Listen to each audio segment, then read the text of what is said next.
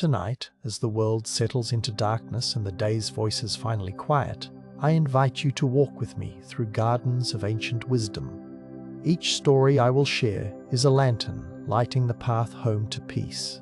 Let your body sink deeper into comfort as we begin, for the first tale comes from a monastery nestled in mountains so old they have forgotten their own names. There was once a monk who lived in simplicity, tending a small garden on the eastern slope of the mountain. His name was Kosin, which means ancient spring, and like water from deep earth, his presence carried a quality of coolness and clarity that others found refreshing. He had lived at the monastery for 23 years, and in that time he had learned to find contentment in the rhythm of seasons, in the patient work of cultivation, in the silence that fills the spaces between prayers. But contentment, as you may know from your own life, is not the same as understanding, and Kosin, for all his years of practice, still carried questions that sat like smooth stones in his heart. Each morning, he would wake before dawn and walk the stone path to the meditation hall, and on this path, positioned precisely where the trail curved around an ancient cedar tree, there rested a stone. Not a remarkable stone, you might think at first glance, roughly the size of 2 fists placed together, worn smooth by countless years of weather, its colour a deep grey that held within it flecks of silver that caught the light in certain moments. Kosin had passed this stone thousands of times, had perhaps even stepped over it on hurried mornings, had certainly never given it particular thought, until the day it began to weep. It was early spring, and the winter's snow had finally released its grip on the mountain. The air carried that particular quality of new beginnings, when everything smells of wet earth and possibility. Rain had fallen during the night, one of those soft, persistent rains that soaks into everything, and when Kosin walked the path that morning, he noticed something that stopped him mid-step. The stone was crying. Water ran down its surface in thin rivulets, gathering in the small depression at its base, and in the grey light of dawn, these streams of water looked unmistakably like tears flowing down a withered face. Kosin crouched beside it, his robes gathering dampness from the wet ground, and he watched as the stone continued its silent weeping. His heart, which he had thought was settled and calm, suddenly ached with unexpected sympathy. "What sorrow do you carry?" he whispered to the stone, feeling foolish even as the words left his lips, yet unable to stop himself. "How long have you sat here, alone with your grief?" The stone, of course, offered no answer, but Kosin found himself returning to it throughout that day, checking on it between his duties, studying the way the water continued to flow across its surface. By evening, the rain had stopped, but moisture still clung to everything, and the stone still appeared to weep. That night, sitting in meditation, Kosin found his mind wandering back to the crying stone, wondering what ancient sadness it held, what story of loss had been pressed into its very substance. The next morning brought sunshine, brilliant and warm, burning away the mist that clung to the valleys below. Kosin rushed to the stone with something like anxiety tightening his chest, wanting to see if the stone had found relief, if its tears had finally dried. And indeed, the stone sat quiet now, its surface dry, reflecting the morning light with that subtle silver gleaming. Relief flooded through Kosin, though he could not have explained why.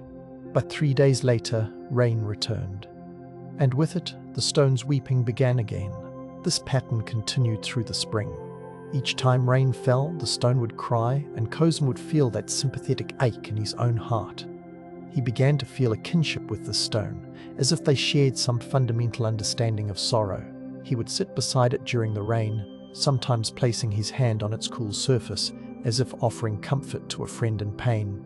Other monks noticed his preoccupation and found it curious, even amusing, but Kosin felt protective of the stone in its mysterious grief. On sunny days, when the stone sat dry and quiet, Kosin felt lighter himself, as if he too could rest from sorrow. On rainy days, when the stone wept, he would feel a heaviness descend, a melancholy that seemed to seep into his bones like the dampness seeping into the earth. Summer arrived with its long, dry weeks, and the stone remained silent. Kosin found himself almost missing its tears, the way one might miss a sad song that has become familiar. Then the summer rains came, sudden and fierce, and the stone wept more dramatically than ever before, water streaming across its surface in urgent rivulets. Kosen sat with it in the downpour, getting completely soaked, feeling tears of his own mixing with the rain on his face. It was in this moment that the monastery's eldest teacher, Master Sengai, happened to pass by. He was a man of 90-some years, his back bent like a question mark, his eyes bright with a humour that never seemed to dim. He stood under a broad umbrella, watching Kosen sit in the rain beside the stone, and after a long moment he said simply, "Come, walk with me to the tea house." In the tea house, as Kosen sat dripping on the wooden floor and Master Sengai prepared tea with movements refined by decades of practice, the old teacher finally spoke. "Tell me about this stone that holds your attention so completely." And Kosen, feeling somehow relieved to finally share this burden, told him everything. The first morning he noticed the weeping, the way his heart ached in sympathy, how he felt connected to the stone's sorrow, how on rainy days he felt heavy, and on sunny days he felt light. He spoke for a long time, and Master Sengai listened with complete attention, never interrupting, his weathered hands continuing their graceful work with the tea. When Kosen finally fell silent, Master Sengai poured tea into 2 simple cups. He held one cup toward the window, where rain still fell in silver sheets. "Look at this tea," he said softly. "What do you see?" Kosen looked. "I see tea, Master. Green tea in a cup." "And what is the nature of this tea?" "It is warm, liquid. It has a slight bitterness, a subtle sweetness." "Does the tea have emotions?" Master Sengai asked. Kosen smiled slightly. "No, Master. Tea has no emotions." "And yet," the old teacher continued, "if I told you this tea was filled with joy, that it was happy tea, celebrating the rain, would the tea change?" "No, Master." "And if I told you this tea was sorrowful, grieving some ancient loss, carrying the weight of generations of sorrow, would the tea change then?" "No, Master. The tea remains simply tea." Master Sengai nodded slowly. "The tea accepts whatever story I pour into it. It receives my projection without complaint, without agreement, without change. It remains what it is." He paused, sipping his own tea. "Now tell me, Kosen, does the stone weep?" The question hung in the air like incense smoke. Kosen opened his mouth to answer, then closed it, opened it again. His mind, which had been so certain, suddenly found itself standing at the edge of something vast. "The stone," he began, then stopped. He thought of water flowing across stone. Just water, just stone. "The rain falls on the stone," he said slowly. "Water runs across its surface. This is simply what water does, what stone allows." "And the sorrow?" Master Sengai asked gently. "Where does the sorrow live?" Kosen sat very still. Outside, the rain continued falling, each drop containing no emotion, no story, no meaning beyond its simple nature as rain. Inside, something in his understanding began to shift, like ice breaking up on a river in spring. "The sorrow lives in me," he whispered. "I have been pouring my own grief into the stone, seeing my own tears in the rain's water." Master Sengai smiled, and it was a smile of such warmth and understanding that Kosen felt something tight in his chest begin to loosen. "The stone has been a kind teacher, hasn't it? It has shown you how we project our inner weather onto the world, how we see suffering where there is only the simple meeting of rain and stone, how we create stories and then believe them so completely that we feel their emotions as real." He poured more tea, the sound of liquid filling the cup mixing with the sound of rain on the roof. "The Buddha taught us that all conditioned things are impermanent. The rain comes and goes. The stone's surface changes from wet to dry, dry to wet, in an endless dance with weather. But the stone does not suffer this change. Water does not grieve as it flows. Only we who watch and interpret, who overlay our stories onto the simple truth of things, only we create suffering from what simply is." Kosen found his eyes filling with tears, but these tears felt different from the ones he had shed beside the stone. These were tears of recognition, of release. "Master, I have spent months suffering alongside a stone that was not suffering. I have carried sorrow that belonged to no one. Not to no one, Master Sengai corrected gently. The sorrow was real. It was yours. The stone gave you a mirror to see it, a place to finally recognize what you had been carrying. This is why we say even rocks and trees can be our teachers, not because they are wise, but because they reflect our projections so clearly that we can finally see them for what they are. They sat together in silence then, drinking tea while rain drummed on the roof. And Kozen understood that he had been given a profound gift. The stone had not wept, but in believing it did, he had discovered the tears he himself had been holding, old griefs he had never acknowledged, sorrows he had tried to bury beneath years of practice and discipline. He had been looking at his own heart, seeing it reflected in water on stone. "What should I do now?" he asked finally. Master Sengai laughed, a sound like wind chimes in a gentle breeze. "Continue walking past the stone each morning. But now, when rain falls, you can simply notice rain falls, water flows, stone receives. This is the nature of things. Your heart may still feel what it feels. This is also the nature of things. But you need not confuse your feeling with the stone's reality. You need not make the stone carry what is yours to hold." As spring turned to summer and summer to autumn, Kozen did continue walking past the stone each morning. Sometimes he would pause and look at it, remembering those months when he believed it wept, and he would smile with something like affection for his earlier self, for the stone that had been such a patient teacher, for the rain that had helped him see his own heart. On rainy days, he noticed the water flowing across the stone's surface, and yes, sometimes his heart still felt heavy. But now he could recognize this heaviness as his own weather, his own passing clouds. The stone was simply stone, the rain was simply rain, and his own grief, when it rose, was simply grief temporary, conditioned, already in the process of passing, like all things pass. Years later, when students would ask him about the crying stone, for the story had spread through the monastery, Kozen would lead them to that spot on the path. He would ask them what they saw. Some saw tears, some saw beauty, some saw only a stone. And to each, Kozen would smile and say, "Yes, you see truly. Now look again and tell me, what does the stone see?" And in that question, more than a few students found their own understanding beginning to crack open, like seeds splitting in spring soil, letting something new grow toward light. Let this image rest with you now. A simple stone on a path, receiving whatever the sky offers, changing and unchanging, teaching without words.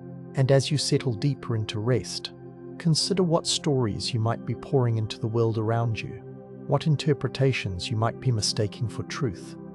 The stone never needed your sorrow. The world never asked for your struggle. Perhaps, like rain and stone, you too can simply be what you are, receiving each moment without adding layers of meaning, without weeping for what is only weather, only change, only the endless flow of what is. This brings to mind another teaching from another time, when the great Master Yunmen walked the earth with his peculiar brand of lightning strike wisdom. Let your breath deepen as we journey now to his monastery, where a student was about to learn something that would change not just his understanding, but the very texture of his days. Master Yunmen Wenyan lived in the 10th century, a man whose words were famous for their brevity and their ability to cut through confusion like a sharp blade through silk. He was not given to long explanations or gentle guidance. When students came to him with their elaborate questions, their carefully constructed koans, their philosophical wanderings, he would often respond with a single word, a sudden shout, or sometimes just a raised finger. And yet, those who studied with him found their lives transformed by these brief encounters, as if each word he spoke contained volumes. The student in our story was named Daichi, which means Great Earth, though he felt anything but grounded. He had come to Yunmen's monastery after years of wandering from teacher to teacher, seeking something he could not quite name. He was earnest in his practice, diligent in his meditation, careful in his study of the sutras. But there was a restlessness in him that no amount of effort seemed to settle. His particular affliction, if we can call it that, was his constant evaluation of each day as it unfolded. From the moment he woke, his mind would begin its assessment. If the morning air was crisp and clear, if his meditation felt focused, if the rice porridge was prepared just right, if the senior monks acknowledged him kindly, then it would be a good day. His shoulders would relax slightly. A small smile might touch his lips. He would move through his tasks with something approaching contentment.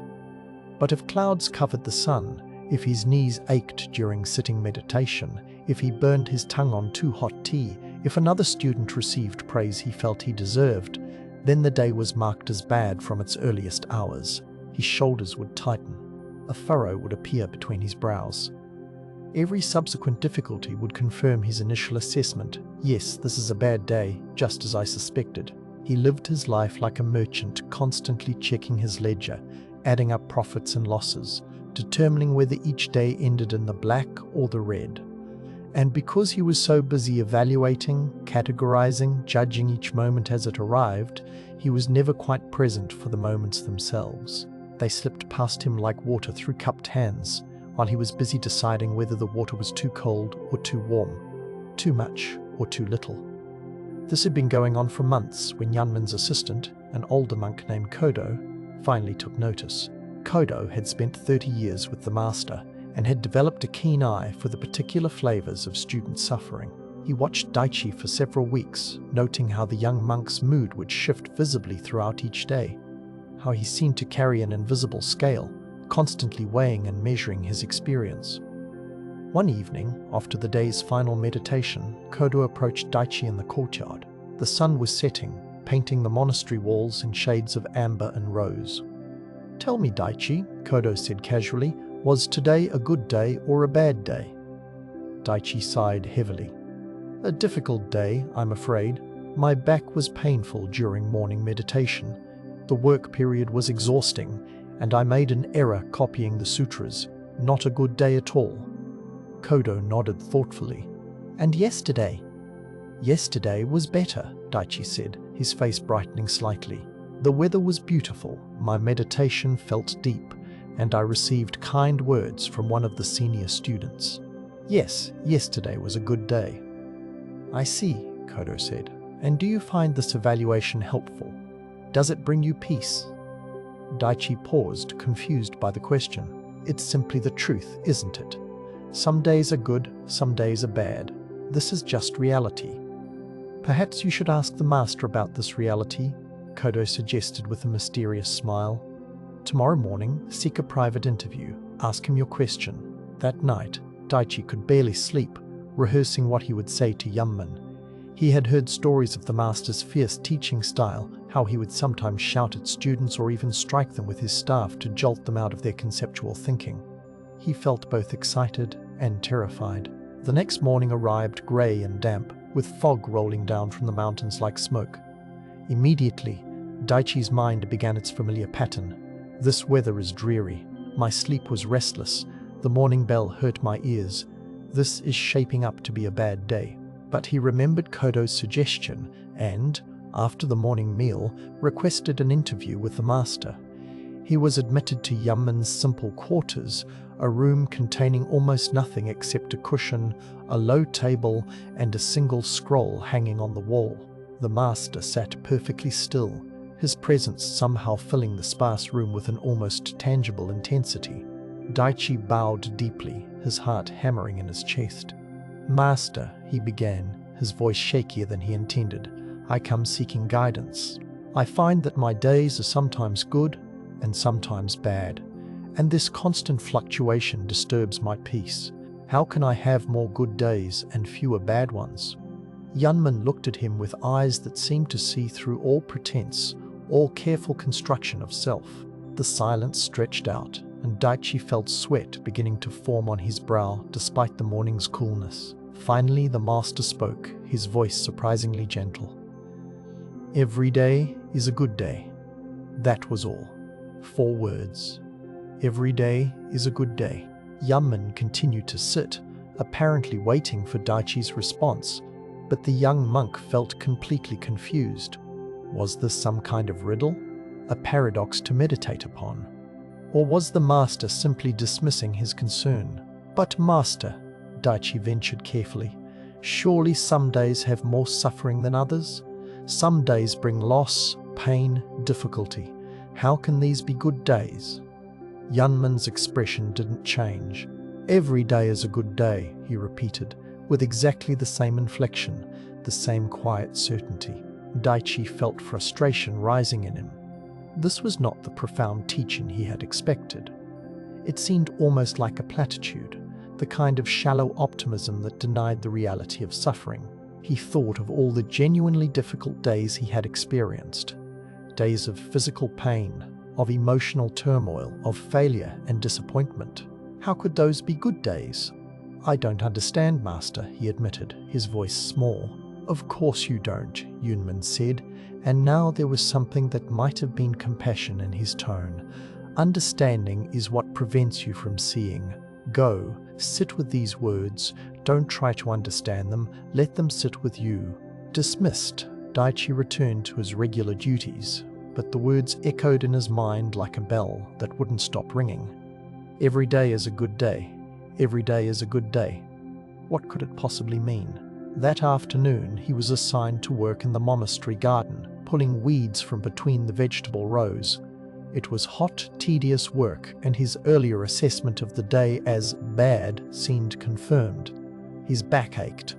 Sweat ran into his eyes. The weeds seemed endless, each one pulled revealing two more beneath it. This is definitely a bad day, his mind insisted. This is suffering. This is difficulty. But then, unbidden, the master's words arose. Every day is a good day. Daichi paused, his hands still in the soil. He looked around as if seeing the garden for the first time. The earth was rich and dark, still damp from morning fog. The weeds he had pulled lay in a neat pile, their roots pale and exposed. A beetle crawled across a stone, its shell catching the light. Somewhere, a bird was singing. Every day is a good day. What if, he wondered, the master wasn't making a judgment at all? What if he wasn't saying that all days are pleasant, or easy, or free from difficulty? What if he was pointing to something else entirely? The next few days were a study in attention for Daichi. He began to notice how quickly his mind would leap to categorize each experience. Tea, too hot, bad. Meditation cushion, comfortable, good. Rain falling, bad. Senior monk smiling at him, good. It was exhausting, this constant evaluation, like trying to hold a conversation while simultaneously grading every word as it was spoken. But occasionally, in brief moments, he would remember Yunman's words and something would shift.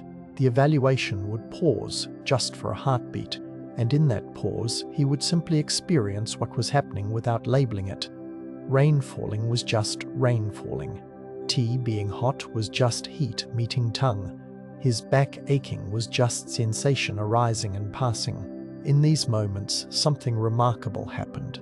The day didn't become good, in the sense of pleasant or enjoyable, but it became whole, complete. Exactly what it was, no more and no less. A week later, he requested another interview with Yunman. This time, he felt less nervous, more curious. When he was admitted to the master's room, he bowed and said, "Master, I think I am beginning to understand. Every day is a good day because every day is simply itself, without needing to be judged as good or bad. Is this correct?" Yunmen smiled, a rare expression on his austere face. "Now you are adding understanding to what needs no understanding. Every day is a good day." "But master, is rain good or bad?" Yunmen interrupted. "Well, it depends," Daichi began. "If the crops need water, no depending. Is rain good or bad?" "Rain is rain," Daichi said slowly. "And is this day good or bad?" "This day is," Daichi paused, feeling something crystallize in his awareness. "This day is this day." Yunman nodded. "Every day is a good day."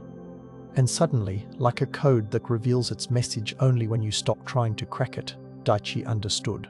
The word good wasn't a judgment. It wasn't an evaluation. It was an affirmation of reality itself. Good as in complete, whole, exactly what is.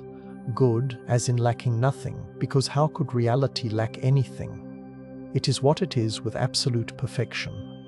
A day of pain is a good day of pain. A day of joy is a good day of joy.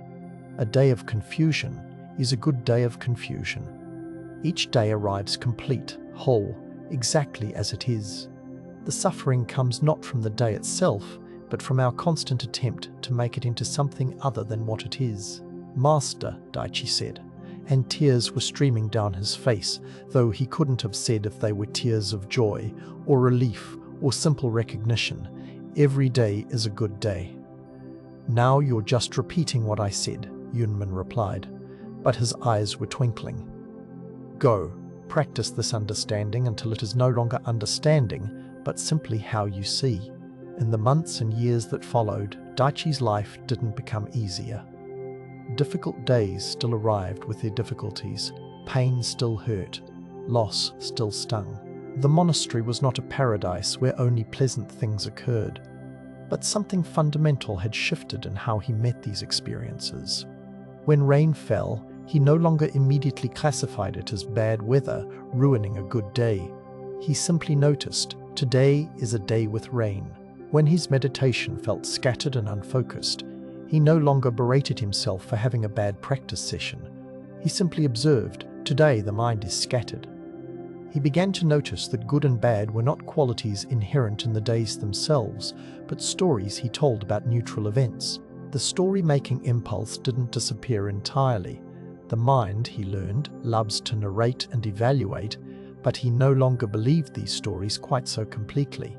They became like weather passing through, interesting to observe but not definitive of reality.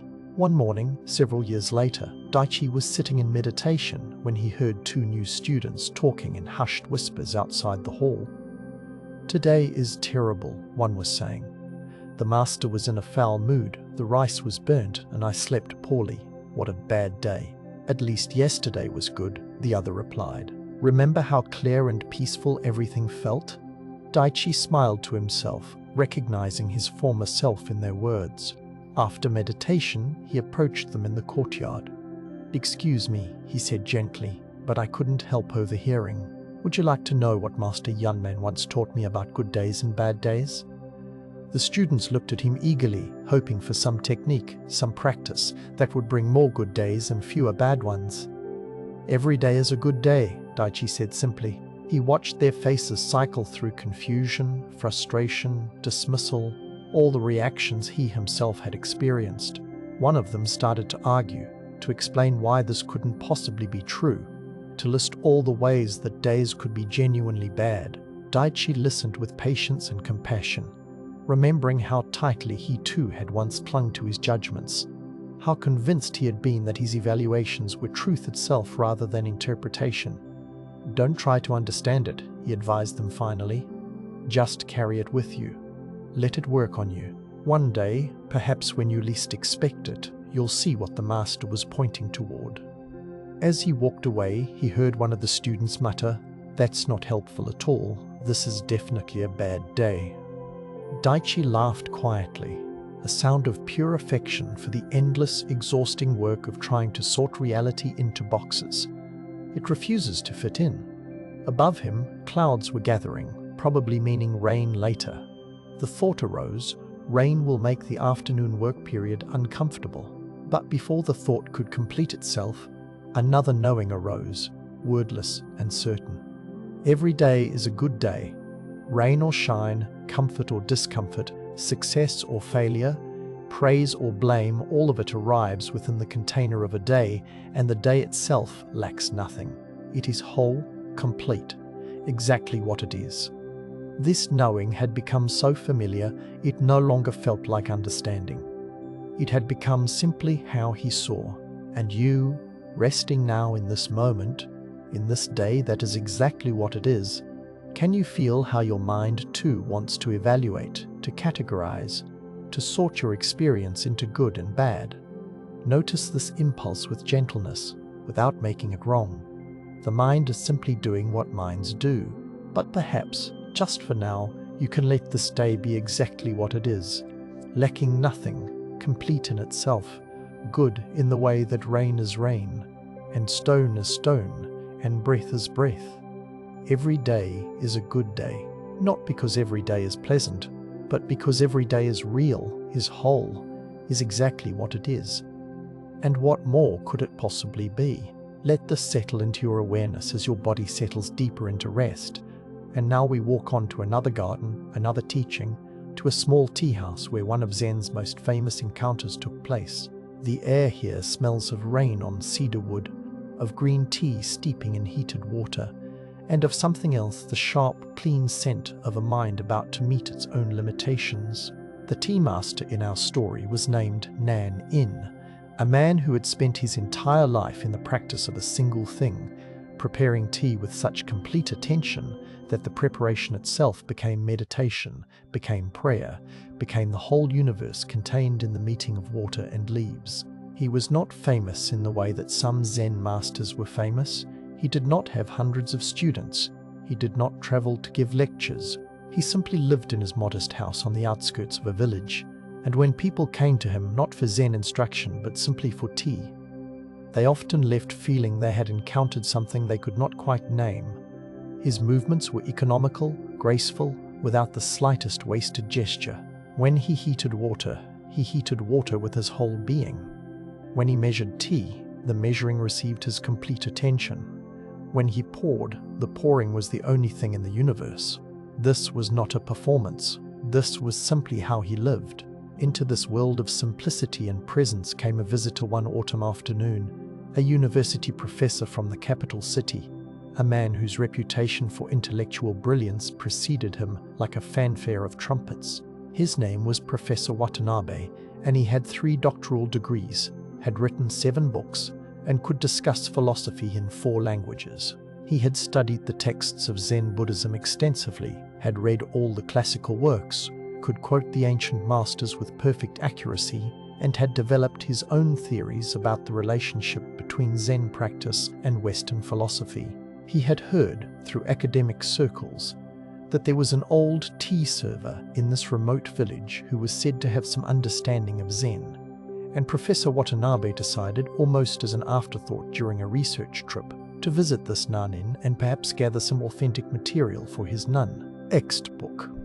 He arrived at the small house with a leather satchel full of notebooks and a mind full of questions he was certain would impress the simple tea master with their sophistication.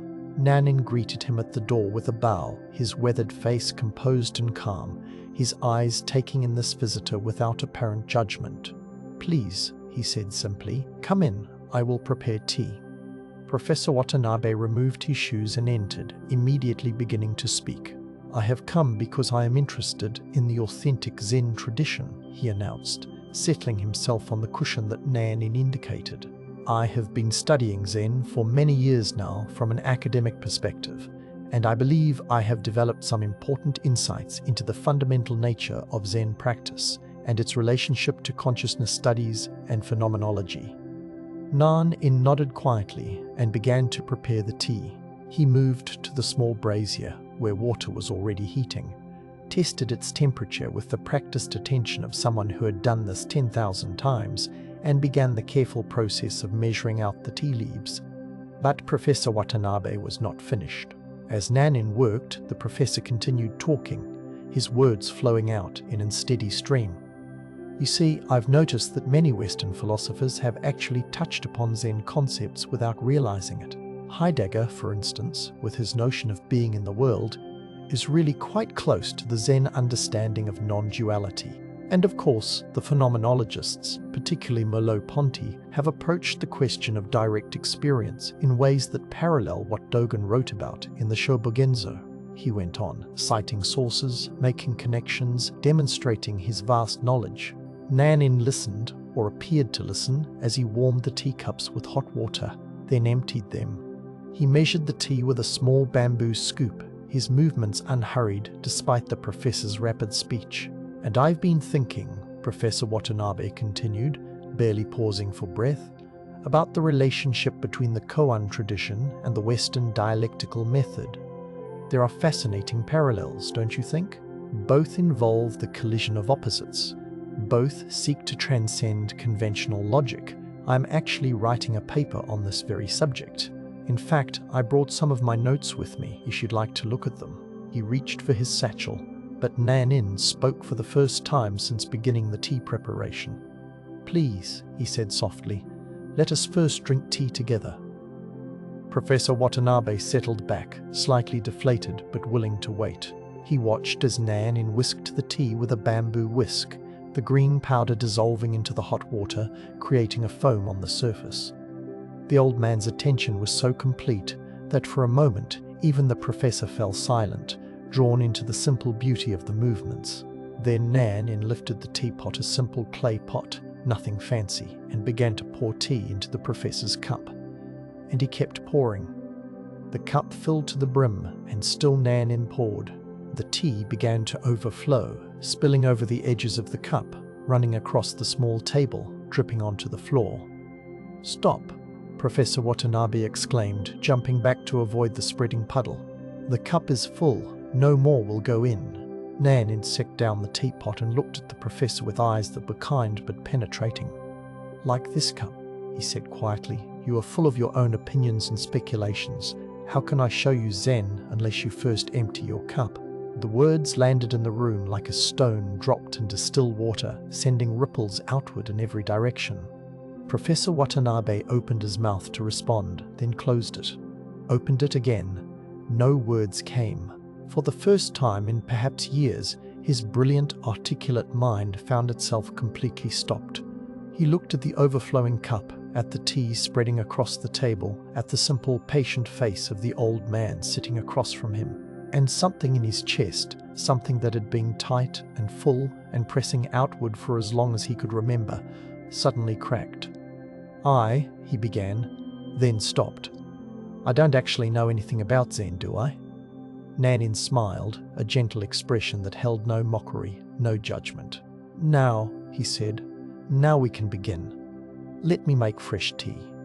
As Nan In cleaned up the spilled tea and began the preparation again, Professor Watanabe sat in a silence that felt entirely new to him. His mind, so accustomed to constant activity, to analyzing and categorizing and connecting and theorizing, suddenly found itself without its usual purchase. It was like a wheel that had been spinning furiously, suddenly lifted off the ground, still turning but no longer propelling anything forward. He noticed things he had been too busy talking to notice before. The way afternoon light fell through the small window, creating a precise rectangle of brightness on the wooden floor. The sound of water beginning to simmer in the kettle, a sound that moved through stages, from silence to whisper, to murmur, to something approaching song. The smell of the tatami mats, of the tea, of autumn air drifting through an open screen. Nan In prepared the tea again, and this time Professor Watanabe watched with something like hunger, as if seeing the process for the first time. The measuring of the tea. Why that amount and not more or less?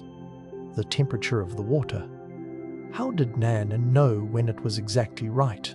The whisking, what determined the speed, the duration, the angle of the whisk? But he didn't ask these questions aloud. Some new instinct told him that asking would be just another way of filling his cup, of replacing direct experience with conceptual understanding. So he simply watched, and in watching, he began to see. When Nan In poured this time, he filled the professor's cup to just below the rim and stopped. He filled his own cup in the same way. They sat together, the steam rising from both cups into the cool air. "Please," Nan In said, gesturing to the tea. Professor Watanabe lifted the cup, and before drinking he rarely looked at it. The curve of the ceramic, smooth and imperfect. The color of the tea, that particular shade of green that exists nowhere else in nature. The warmth radiating through the cup into his palms.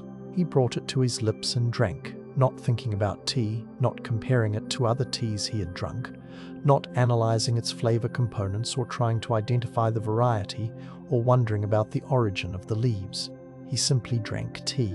It was bitter, and it was sweet, and it was earthy, and it was fresh, and it was hot, and it was liquid, and it was present, and it was gone, sliding down his throat, leaving only a lingering flavor and warmth and the memory of itself. "Good," Nan said, and it was unclear whether he meant the tea was good or the professor's drinking was good or something else entirely.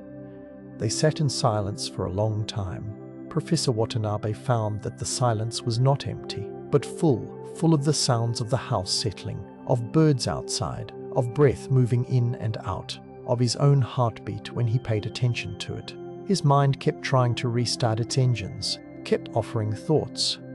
This is what they mean by mindfulness, or I should write about this experience, or I wonder if other Zen teachers use this teacup method. But each time a thought arose, he noticed something. The thought was like the tea he had just drunk. It appeared, had its moment of flavor and presence, and then was gone. He didn't have to hold on to it. He didn't have to develop it into a theory or connect it to other ideas or file it away for future reference. He could let it come and let it go, like breathing.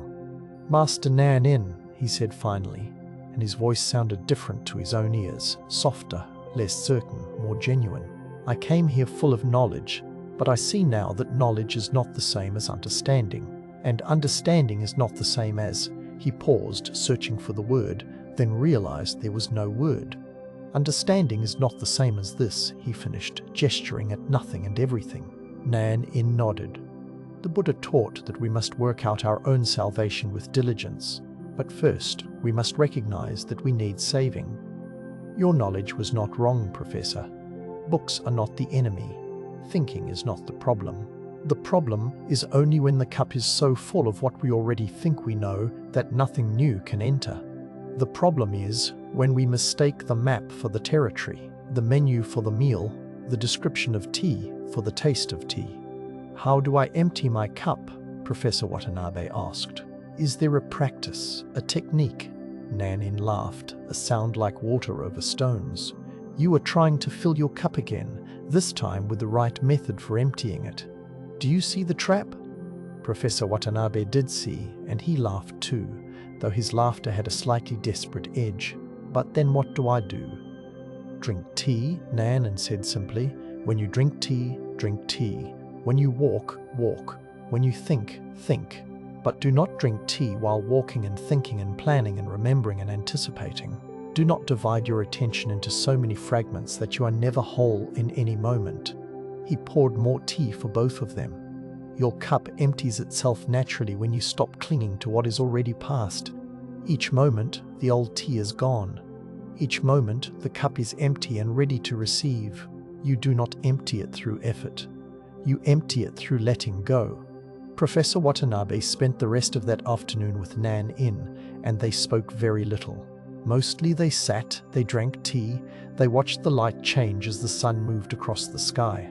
Occasionally Nan would point out something, a bird landing on the garden fence, the way shadow transformed the appearance of a stone, the sound of wind in bamboo, and Professor Watanabe would look, would listen, would notice. Each time he noticed, he felt his cup emptying a little more, not emptying of content. He still knew all the things he knew, still carried all his learning, but emptying of the insistence that his knowing was the same as seeing, that his theories were the same as truth, that his full cup was actually full of anything real. When evening came and it was time to leave, Professor Watanabe bowed deeply to Nanin. "Thank you," he said. "I came here to learn about Zen, and instead you showed me I don't know how to drink tea." "Now you know how to learn," Nanin replied. "Empty cup receives everything, full cup receives nothing. This is not special Zen teaching. This is just truth. The way water flows downward and heat rises upward. Natural law." Professor Watanabe walked back to his lodging through the early autumn evening, and everything looked different. Not because anything had changed, but because he was seeing without quite so many layers of interpretation, opinion, and conceptual overlay. A dog barked, and it was just a dog barking, not a symbol of something, or a reminder of something, or a problem to be solved. A lantern glowed in a window, and it was just light and darkness, beautiful for no reason and requiring no explanation. Over the following weeks and months, Professor Watanabe found his relationship to his own expertise slowly shifting. He still taught his classes, still wrote his papers, still engaged in intellectual discourse. But there was a lightness to it now, a recognition that all his knowing was provisional, partial, never the whole truth. He began to notice when his cup was getting full, when his certainty was closing him off from new understanding. And he learned to pause, to set down what he was holding, to empty himself and begin again. He returned to visit Nan and many times over the years, and each time they would prepare tea together. Sometimes they talked about Zen, sometimes about philosophy, sometimes about nothing in particular, but always. Nan would pour the tea with the same complete attention, the same presence, and Professor Watanabe would drink it with a little more emptiness, a little more openness, a little less clutching at what he thought he knew. Years later, when Professor Watanabe himself became a teacher that students sought out not just for his brilliance but for his wisdom, he would sometimes tell them the story of the overflowing teacup, and he would watch their faces as they heard it, some understanding immediately, some dismissing it as too simple, some puzzling over it as if it were a code to crack. To those who seemed to understand, he would say, "Good, now forget you understand. Empty your cup again." To those who dismissed it, he would say nothing, only smile and offer them tea. And to those who puzzled over it, he would say, "Don't try to solve it. Just notice when your cup is full. Notice and tip it out. Again and again for the rest of your life. Notice and empty, empty and receive. This is the practice." And you, listening now, resting in this moment, can you feel the weight of your own full cup? All the things you know, all the opinions you hold, all the ways you have of understanding the world, these are not wrong, any more than the professor's knowledge was wrong. But they can become a burden when held too tightly, a barrier when clutched too closely. What would it feel like to set down your cup, just for now? To empty yourself of certainty, of having to know, of needing to understand? What would it feel like to receive this moment with beginner's mind, as if you had never lived a moment before, never learned anything, never decided how things should be? Like this cup, you are full of your own knowing. And like this cup, you can empty, and in emptying, you can receive the whole universe. This is not a teaching to understand, but a truth to live, again and again, moment by moment, breath by breath. Let your cup empty as your body empties of tension, as your breath empties of holding, as this day empties into night. And in that emptiness, we find the fullness that was always here, waiting beneath our knowing. Now we walk deeper into the garden of paradox, to a teaching so impossible that it breaks the mind's habit of grasping, so simple that it contains everything. In the winter of 1768, in a monastery perched high in the mountains where snow fell silent and deep, a young monk named Toyo came before the great master Hakuin Ekaku with a request that would change the course of his life. Hakuin was already legendary by this time, a man whose teaching methods were as fierce as they were compassionate, whose koans had a reputation for cracking open even the most stubborn minds. Toyo was 19 years old, sharp-minded and ambitious in his practice. He had memorized vast portions of the sutras. He could sit in meditation for hours without moving. He had studied the traditional koans and felt he understood their meanings. Pride, that subtle poison, had begun to color his practice, though he would have denied this vehemently if anyone had suggested it. He believed he was ready for the deepest teachings, ready to penetrate to the very heart of Zen. When Hakuin granted him an audience, Toyo bowed 3 times and said, "Master, I am ready to receive a koan. Please give me the most profound teaching, the one that will lead me directly to enlightenment." Hakuin looked at him with eyes that seemed to pierce straight through all pretense, all ambition, all the carefully constructed identity that Toyo thought of as himself. The old master's face was weathered like ancient stone, deeply lined from years of rigorous practice and fierce teaching. When he spoke, his voice carried the weight of absolute authority. "You wish for the most profound teaching?" Hakuin asked. "Yes, master, I am ready." "Very well. You know the sound of 2 hands clapping. Now show me the sound of 1 hand." Toyo bowed, excited to receive this famous koan, and returned to his room in the monastery. He had heard of this koan before, of course. It was one of Hakuin's most well-known teachings. Surely, with his intelligence and dedication, he would solve it quickly and impress the master with his insight. He sat down and began to think. The sound of one hand clapping. What could it mean? Perhaps it was silence. After all, one hand alone makes no sound. Yes, that must be it. The answer was silence, the void, emptiness. Pleased with this solution, he returned to Hakuin the next day. Master, I have it. The sound of one hand is silence. Hakuin rang a small bell beside him. This is silence? He asked. No, go back and find the real sound. Toyo returned to his practice, somewhat deflated. Perhaps the answer was more subtle. Maybe the sound of one hand was the sound of the hand moving through air, the whisper of movement itself. He went back to Hakuin with this answer. The sound of one hand is the sound of the hand cutting through air, master. Hakuin simply shook his head. No, that is the sound of wind. Go deeper. Days turned into weeks. Toyo tried answer after answer. Perhaps it was the sound of blood flowing through the veins of the hand. No. Perhaps it was the sound of the bones and joints, the subtle crackling of cartilage. No. Perhaps it was the sound of consciousness itself, awareness attending to the hand. No. Perhaps it was a trick question, a paradox with no answer. No. Each time, Hakuin would dismiss his answer with a simple shake of the head, sometimes not even that. Just a look that said, "You are still thinking about this the wrong way." Winter deepened. Snow piled high around the monastery, muffling all sounds from the outside world. Toyo became obsessed with the koan. He would sit for hours, one hand raised, listening with desperate intensity for some sound he might be missing. Other monks began to avoid him, finding his intensity unnerving. He barely ate. Sleep became difficult, his mind churning through possibilities even in dreams. He tried metaphorical answers. The sound of one hand is the sound of enlightenment itself. Hakuin, number.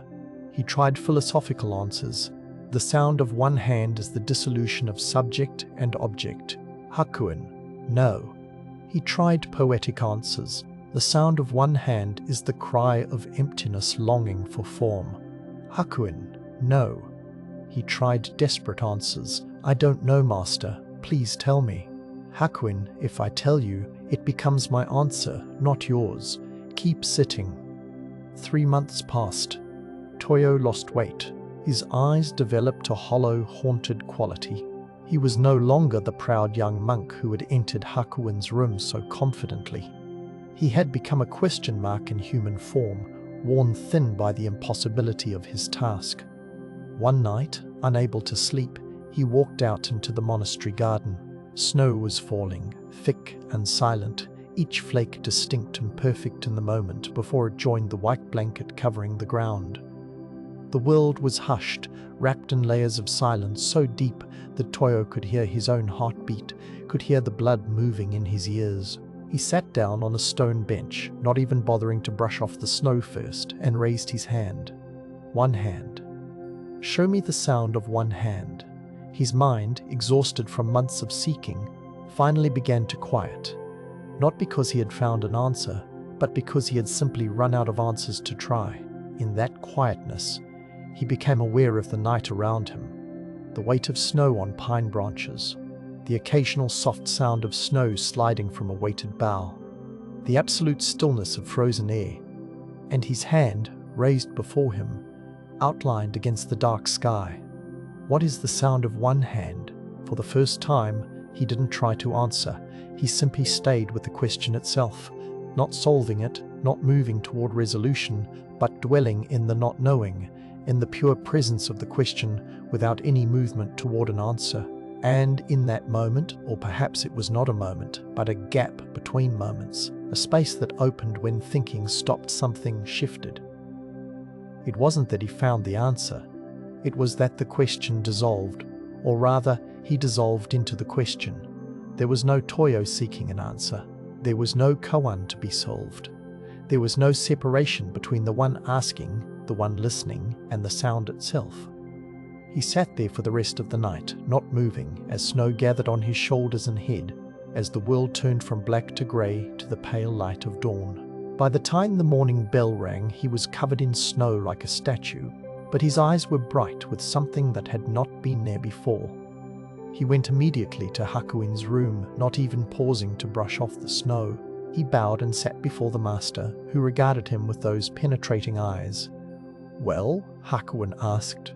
Toyo opened his mouth, then closed it. He raised his hand, then lowered it. He looked at Hakuin, and a sound escaped from his throat. Not quite a laugh, not quite a cry, something primal and true that came from a place before language. Hakuin's severe face broke into a rare smile. "You're getting closer. But still, this is not quite it. Keep sitting." Toyo bowed and left, but something fundamental had changed. He was no longer trying to find the right answer to present to Hakuin. He was living inside the question in a new way, a way that didn't separate him from it. Days passed. He continued his regular duties at the monastery, but the koan was always with him now, not as a problem to solve, but as a constant companion. When he swept the floor, the broom whisking across wood became part of the koan. When he ate his rice, the sound of chewing became part of the koan. When he heard other monks laughing in the hallway, their laughter became part of the koan. What is the sound of one hand?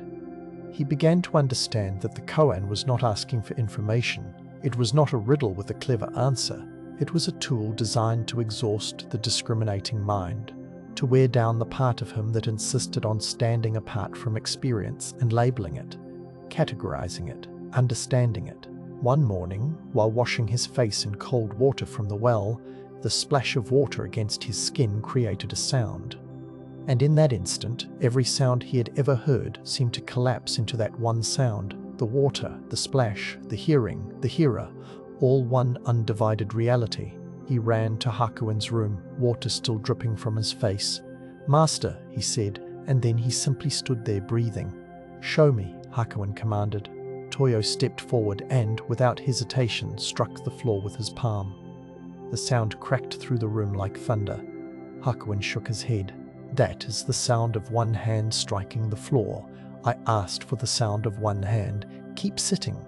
Toyo felt the dismissal like a physical blow, but he bowed and left. The disappointment was so acute he could taste it, bitter as unripe fruit. But underneath the disappointment, something was still settled, still clear. He had touched something real, even if he hadn't been able to show it to Hakuin. More months passed. Spring came, melting the snow, revealing the dark earth beneath. Toyo continued sitting with his impossible question. His mind had become quieter, spacious in a way it had never been before. The fierce ambition that had driven him to request the koan in the first place had burned away, leaving something more genuine, more humble. He noticed that he was no longer trying to impress Hakuin. He was no longer seeking enlightenment as something to attain, like a prize to be won. He was simply present with what is, moment after moment, and the koan had become indistinguishable from that presence. One afternoon, as he walked through the monastery garden where new leaves were just beginning to unfurl on the trees, he heard a crow call. The sound was sharp, clear, utterly itself, and in hearing it, not thinking about hearing it, not interpreting it, just the pure immediate fact of sound arising in awareness, he suddenly laughed out loud. Of course, of course. How could he have missed something so obvious, so completely present in every moment? He walked to Hakuin's room with no urgency, no anxiety. He bowed and sat. Hakuin looked at him and said nothing. Toyo raised his right hand and held it before him. He looked at it as if seeing a hand for the first time. Then he looked at Hakuin and, with his left hand, he reached over and grasped his right hand, bringing it to his heart. "This," he said quietly. Hakuin leaned forward. "What do you mean this is?" "Master, you asked me to show you the sound of one hand. But there is no one hand. There is no two hands. There is no sound separate from silence. There is no hearing separate from what is heard. To ask for the sound of one hand is to ask me to separate what cannot be separated. The koan itself is the answer. The asking is the answering. This moment, exactly as it is, lacking nothing, divided by nothing. This is the sound of one hand." Hakuin sat very still. Then he said, "And what is this sound?" Toyo was silent for a long moment. Then, from deep in his belly, he laughed. Not a polite laugh, not a nervous laugh, but a laugh of pure recognition, pure joy at the cosmic joke of seeking what you already are, trying to hear what you already are hearing. The laugh filled the room, spilled out into the hallway, echoed off the monastery walls. And in that laugh, Hakuin heard it. The sound of one hand, the sound of no hand, the sound of a mind that had finally stopped dividing reality into pieces and learned to rest in the wholeness that was always already present. Better, Hakuin said, and his eyes were twinkling. Much better. But you know, this is still not quite it. The real sound of one hand cannot be shown, cannot be spoken, cannot be laughed. It can only be lived. So go, live it. And when you have lived it so completely that there is no you living it, no it being lived, come back and we'll have tea. Toyo bowed deeply, tears streaming down his face. Tears of relief, of gratitude, of recognition. He had spent months trying to find the answer to an impossible question, and in the process, he had lost the one who was asking. And in losing that one, he had found everything. Years later, when Toyo himself became a teacher, students would sometimes ask him about the koan of one hand. He would raise his hand, look at it and say, "Tell me, is this one hand or two? Is it hand or is it universe? Where does the hand end and the air begin? Where does the sound end and the silence begin? When you can draw these lines clearly, then you will know the answer. Until then, just listen. Listen so completely that there is no you listening, no sound being heard. Listen until listening and sound and silence are one thing, not three. This is the sound of one hand." And sometimes a student would say, "But master, that's impossible." And Toyo would smile and say, "Exactly, now show me this impossible thing." And you, resting here now, breathing in this impossible moment, can you hear it? The sound of one hand, the sound of no hand, the sound of reality before it splits into subject and object, into self and other, into sound and silence. It's right here, closer than your own breath, more intimate than your own heartbeat, not to be found, but to be realized, not to be achieved, but to be recognized as what you already are. One hand, two hands, no hands, all hands. The sound before sound, the silence that contains all sound, the hearing that makes all hearing possible. This very moment, exactly as it is the answer, and the question, and the one asking, and the one answering. Let this impossible possibility rest in your awareness as your body rests in darkness, as breath rises and falls like tides, as consciousness touches itself and calls it mystery. Now we journey back in time, back to the very roots of Zen in China, to an encounter so stark and uncompromising that it echoes through the centuries like a bell that never stops ringing. The year was 527 CE, during the Liang dynasty, and the Emperor Wu was considered one of the great Buddhist patrons in all of China. He was a man who took his religious devotion with utmost seriousness, perhaps too much seriousness, as we shall see. He had built countless temples across his empire, their roofs gleaming with gold tiles, their halls filled with the smoke of precious incense. He had commissioned the copying of thousands of sutras, each character painted with reverent care by skilled scribes. He had ordained hundreds of monks, providing them with robes and bowls and sheltered places to practice. He had sponsored elaborate ceremonies and festivals, feeding multitudes in the name of the Buddha. Emperor Wu was proud of his accomplishments, though he would not have called it pride. He would have called it proper devotion, right action, the fulfillment of a ruler's sacred duty to support the Dharma.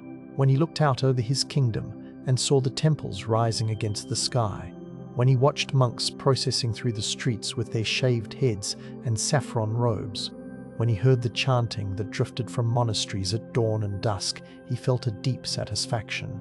Surely, he thought, surely this merit I have accumulated will guarantee my progress toward enlightenment. Into this world of established Buddhism, of imperial patronage and religious certainty, came a strange figure from the West. Bodhidharma was his name, a bearded monk from India who had traveled the long and dangerous route along the Silk Road, bringing with him a teaching that seemed to strip Buddhism down to something so bare and direct that it barely resembled the elaborate religion that had taken root in China. Bodhidharma was not interested in temples or ceremonies. He taught simply sitting meditation, facing a wall with such unwavering intensity that legend said he once sat for 9 years without moving until his legs withered away. Whether this story was true or not, it captured something essential about the man: his absolute refusal to be diverted by anything other than direct seeing into one's own nature. When Emperor Wu heard that this famous teacher had arrived in his kingdom, he immediately arranged for an audience. The emperor prepared carefully for this meeting, dressing in his finest robes, the ones reserved for important religious occasions. He composed questions that would demonstrate his understanding of the Dharma. He anticipated a meeting of minds, a conversation between two people dedicated to the Buddhist path, perhaps even receiving confirmation from this great teacher that his decades of work had been spiritually valuable. The meeting took place in one of the emperor's private audience halls, a room designed to impress with its painted ceiling beams and silk wall hangings. Emperor Wu sat on a raised platform, as was proper for his station, while Bodhidharma was shown in and invited to sit on a cushion below. But Bodhidharma did not sit. He stood, this wild-looking monk with his dark beard and fierce eyes, and simply looked at the emperor with an expression that gave away nothing. Emperor Wu, slightly unsettled by this breach of protocol, but determined to be gracious, began the conversation. "Venerable teacher," he said, "I am honored by your presence. Since inheriting my father's throne, I have devoted myself to supporting the Buddhist teachings. I have built temples throughout my empire. Surely you have seen their golden roofs catching the sunlight as you traveled here. I have sponsored the ordination of monks and nuns by the hundreds. I have commissioned the copying and distribution of sutras. I have held great ceremonies where thousands were fed in honor of the three jewels. I have done all this with sincere devotion and considerable expense." He paused, and when Bodhidharma said nothing, he continued, coming now to the question that most concerned him. "Tell me, Master, what merit have I gained from all these good works?" The room fell silent. Courtiers and attendants who had gathered to witness this meeting between emperor and sage leaned forward slightly, eager to hear the surely glowing assessment that would come from the Indian master. After all, what greater merit could there be than what the emperor had described? Bodhidharma looked at Emperor Wu with those penetrating eyes, and when he spoke, his voice was flat, almost dismissive. "No merit whatsoever." The words dropped into the room like stones into still water. Shock rippled outward. Courtiers gasped. One attendant's hand flew to his mouth. Emperor Wu's face, which had been open and expectant, closed like a door slamming shut. The color drained from his cheeks, then flooded back as anger began to rise. "No merit?" the emperor repeated, his voice tight with controlled fury. "I have devoted my life, my treasure, my authority to spreading the Dharma, and you say there is no merit in this?" Bodhidharma's expression did not change. "What you have done is the work of the human realm, creating causes and effects, planting seeds that will bear fruit in this world or the next. This is all well and good, but it is not merit in the ultimate sense. True merit cannot be sought. It cannot be accumulated like coins in a treasury. It cannot be earned through good works or bought through generous donations." "Then what is true merit?" Emperor Wu demanded, his hands gripping the arms of his throne. "True merit is pure wisdom and perfect virtue," Bodhidharma replied. "It is the realization of emptiness, of the true nature of reality. It is vast and without substance. It cannot be obtained by worldly methods." The emperor stared at this strange monk who had just dismissed decades of his life's work as spiritually meaningless. His mind raced, trying to find solid ground in this conversation that had suddenly become so disorienting. He decided to try a different approach, to test this teacher with a more fundamental question. "Then tell me," he said, his voice cold now, "what is the first principle of the sacred Dharma? What is the highest meaning of the holy truth?" Bodhidharma's answer came without hesitation, Vast emptiness, nothing holy. Nothing holy. Emperor Wu's voice rose despite his attempts at control. Then who stands before me now claiming to teach? Bodhidharma met his eyes steadily. I don't know. That was the end of the audience. Emperor Wu, unable to comprehend what Bodhidharma was pointing to, offended by what he perceived as the monk's arrogance and nihilism, dismissed him with barely concealed anger. Bodhidharma bowed not with the deep reverence usually shown to emperors, but with a simple inclination of the head and left.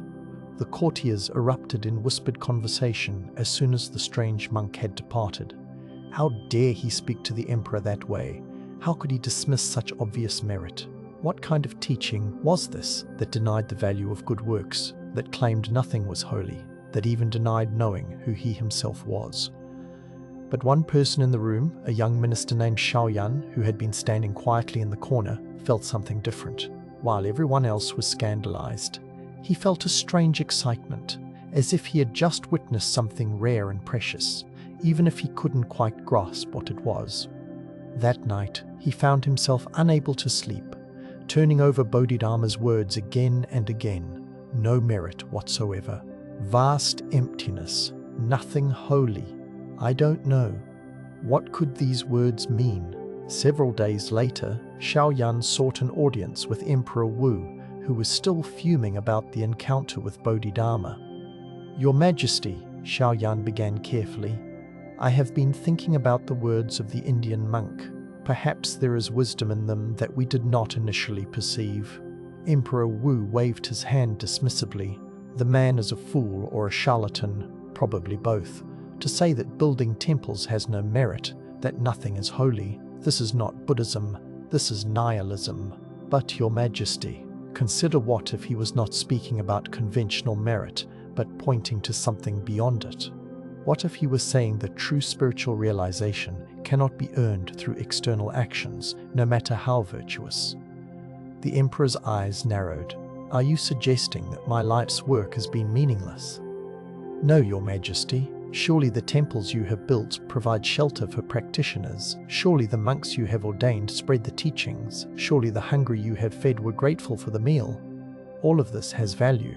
But perhaps what Bodhidharma was saying is that none of it touches the essential matter, seeing your own true nature. Emperor Wu was silent for a long moment. Then he said quietly, If I cannot earn enlightenment through good works, through devotion, through supporting the Dharma, then what hope do I have? I am an emperor. The first have responsibilities, obligations, a kingdom to rule. I cannot simply sit facing a wall for 9 years like that madman. Xiaoyan bowed. Perhaps that is not what is being asked of you, but perhaps there is a difference between doing good works while seeking merit and reward, and doing good works simply because they need to be done, without attachment to spiritual gain. After this conversation, Emperor Wu found himself troubled in a new way. Before Bodhidharma's visit, he had felt confident in his spiritual path. Now, doubt had entered like water finding cracks in a foundation. He looked at the temples he had built and wondered, had he built them for the Buddha or for his own accumulation of merit? When he performed ceremonies, was he truly honoring the Dharma or trying to purchase enlightenment? The questions gnawed at him. He began to understand, slowly and painfully, what Bodhidharma had been pointing to. Every act done with the thought, this will earn me merit, was ultimately self-centered, was still about me and my progress. True virtue, true merit, could not be achieved through this kind of spiritual materialism, this treating enlightenment like a commodity that could be earned through correct actions.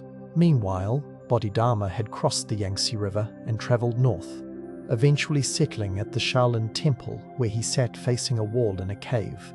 Students began to gather, drawn by rumors of this uncompromising teacher who taught a Buddhism stripped of all decoration, all ritual, all comfort. One of these students was a monk named Huike, who stood in the snow outside Bodhidharma's cave for days, begging to be accepted as a disciple. When Bodhidharma continued to ignore him, Huike cut off his own arm to demonstrate his sincerity.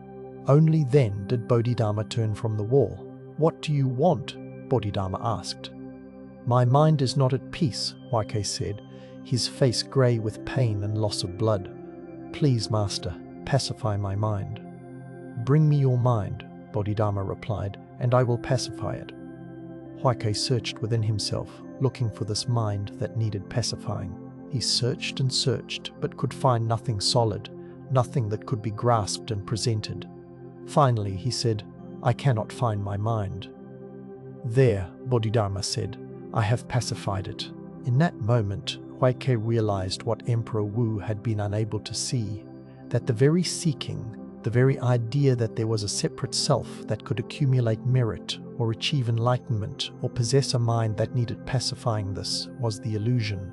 There was no merit to be gained because there was no separate self to gain it. Nothing was holy because to call something holy was to create a division between holy and unholy, sacred and profane. Years passed.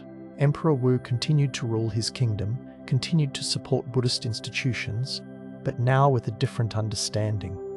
He did these things not to earn merit, but simply because they were expressions of compassion, of seeing that all beings suffer and deserve support.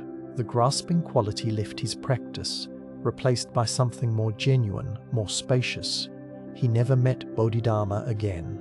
The wild monk remained in the north, teaching his wall-gazing meditation to a handful of serious students who were willing to give up everything, comfort, certainty, even their own arms, to penetrate to the truth beneath all conceptual understanding. But Emperor Wu would sometimes think of that brief, shocking encounter, and he would smile ruefully. Bodhidharma had given him a great gift, though it had felt like an insult at the time. By denying his merit, the teacher had freed him from spiritual ambition. By declaring nothing holy, he had opened the door to seeing the sacred in everything, not as a special quality, but as the simple isness of what is. The teaching lived on, passed down through generations. What merit have I gained? No merit whatsoever. These words became a koan in themselves, a reminder that the spiritual path is not about accumulation, but about letting go. Not about achieving something, but about recognizing what has always been present. Even today, more than 1400 years later, Bodhidharma's fierce teaching cuts through our tendency to treat spirituality like a transaction. We meditate thinking we will gain peace. We practice kindness thinking we will earn good karma. We study wisdom thinking we will achieve understanding. And all the while, we are like Emperor Wu, building beautiful temples while missing the simple, naked truth that requires no temple, no ceremony, no achievement. You, resting here now in darkness, breathing without trying to breathe correctly, existing without trying to earn the right to exist. You already have what the Emperor was seeking, not because you have accumulated it through effort, but because it was never absent. The merit you seek is the seeking itself dissolving into simple being. The holiness you pursue is the ordinary reality of this moment, lacking nothing, complete as it is. Bodhidharma's no merit was not a denial, but a liberation. He was not saying that good actions are meaningless, but that the moment we do them seeking spiritual reward, we have already missed the point. True virtue arises spontaneously when we stop trying to be virtuous. True merit accumulates naturally when we stop trying to accumulate it. True holiness reveals itself when we stop trying to achieve it. This is the paradox, the impossibility that is also the only possibility, that what we seek is seeking us, that what we think we must earn is already given, that the merit we imagine we lack is our very nature, present and complete in every moment, waiting not to be earned, but simply to be recognized. D. Like the emperor's temples, empty of the emperor's grasping. Like the monk's wall, reflecting nothing but what is. Like your breath, rising and falling without accumulation, without merit, without holiness, and therefore completely sacred, completely meritorious, completely whole. No merit whatsoever. And in that no merit, all merit. In that nothing holy, everything holy. In that not knowing who we are, the deepest knowledge of all. Let this teaching settle like snow on an emperor's roof, like silence in a cave, like breath in darkness, as we prepare to walk on to the next garden, the next impossible teaching, Now we turn from the fierce clarity of Bodhidharma to something softer, gentler, yet no less profound, to a garden where perfection grows wild, where order discovers its own limitations, and where a meticulous man learns to see beauty in what he cannot control. There was once a gardener named Matsuo who lived in a village at the foot of a mountain whose peaks were said to touch the realm of the immortals. Matsuo was known throughout the region for his gardens, which were considered the finest examples of the art, every stone placed with mathematical precision, every branch trimmed to enhance the natural form, every path swept clean of even a single fallen leaf. People would travel from distant towns to view his creations, to walk through spaces where human intention and natural beauty seemed to achieve perfect harmony. Matsuo took great pride in his work, though he would have insisted it was not pride but simply dedication to his craft. He would wake before dawn to inspect his gardens, looking for any element that had fallen out of alignment during the night. A branch growing in an undesirable direction would be pruned immediately. A stone that had shifted even slightly would be repositioned. Moss that grew where he had not intended would be carefully removed, while moss in the designated areas would be encouraged and cultivated. His most famous garden surrounded a small temple on the outskirts of the village, a place where monks came to practice meditation and lay people came to make offerings.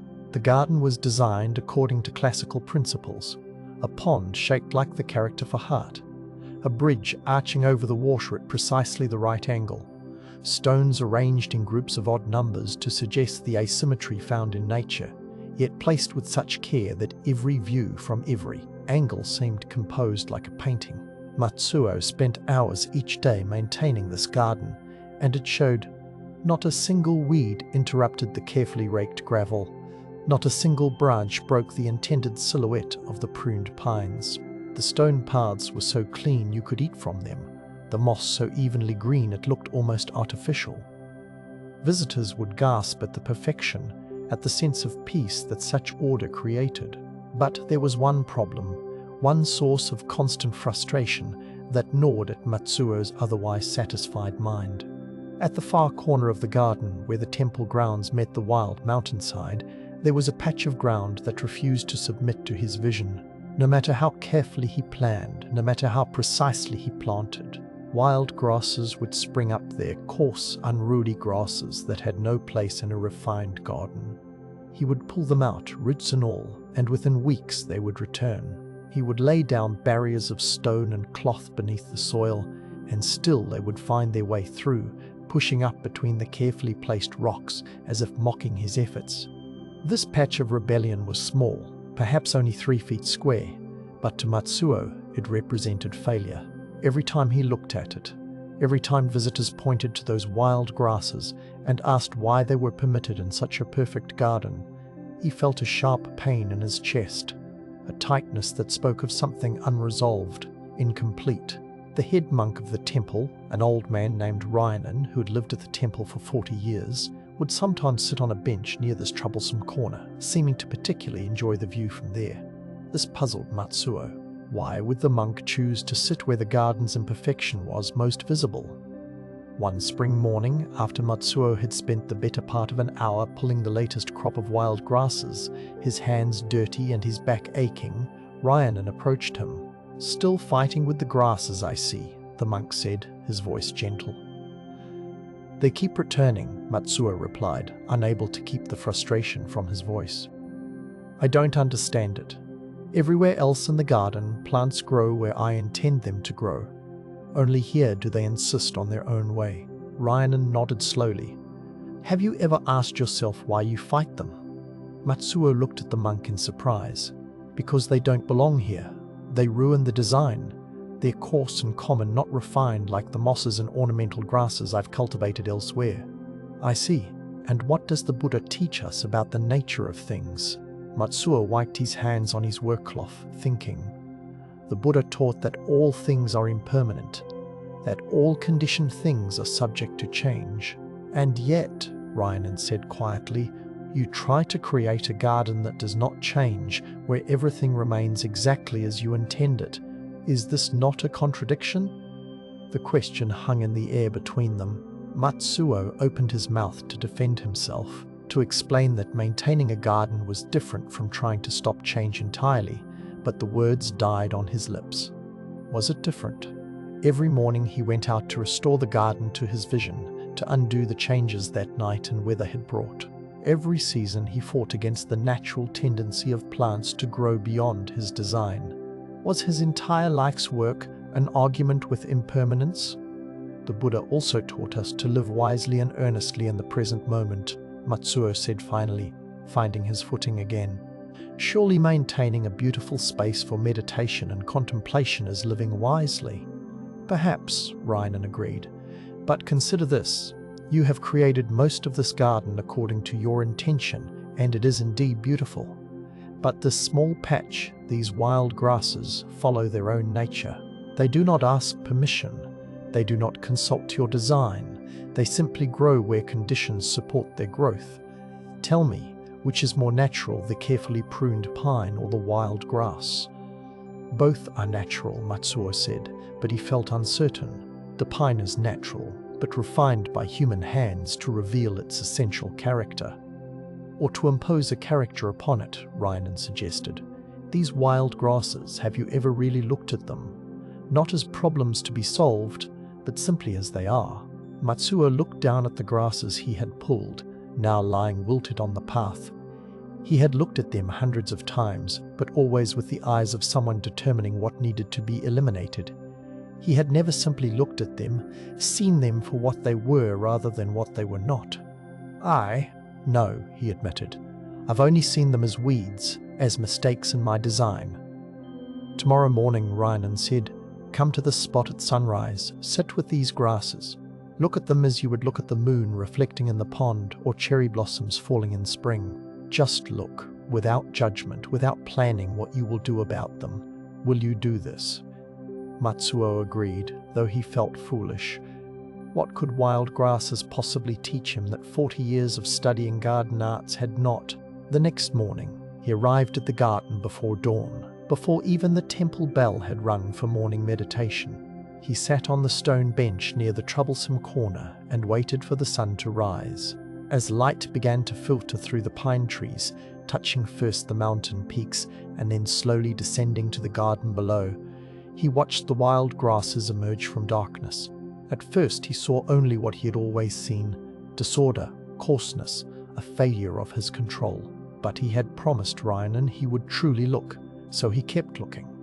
The sun rose higher, and its light began to catch on the seed heads of the grasses, making them glow like tiny lanterns. He noticed how the grasses moved in the morning breeze, their movement entirely different from the stiff, controlled branches of his pruned pines. Where the cultivated garden was still, held in place by his design, the wild grasses danced. He noticed how they grew in a pattern he had never intended, but which had its own logic, denser, where a crack in the stone created extra soil, sparser where the ground was rocky, creating a natural rhythm that responded to conditions rather than imposing itself upon them. He noticed the way dew caught in the fine hairs along their stems, each drop a perfect sphere reflecting the whole garden in miniature. He sat there for over an hour, and the longer he looked, the more he saw. A spider had woven a web between several grass stems. The silk invisible, except where dew made it visible. A geometry as precise as anything in his carefully designed garden. A small bird landed and began searching for seeds among the grasses, its movements quick and focused, the grasses providing exactly what it needed. A butterfly rested on a seed head, its wings slowly opening and closing in the warming sun. An entire world existed in this small patch of disorder, a world he had been trying to eliminate for years without ever really seeing it. As the sun climbed higher and the temple bell rang for morning meditation, Matsuo stood up with the strange feeling that something in him had shifted, had cracked open like a seed beginning to sprout. He walked slowly through the rest of the garden, but now he saw it differently. The perfectly raked gravel looked almost lifeless compared to the vital chaos of the wild grasses.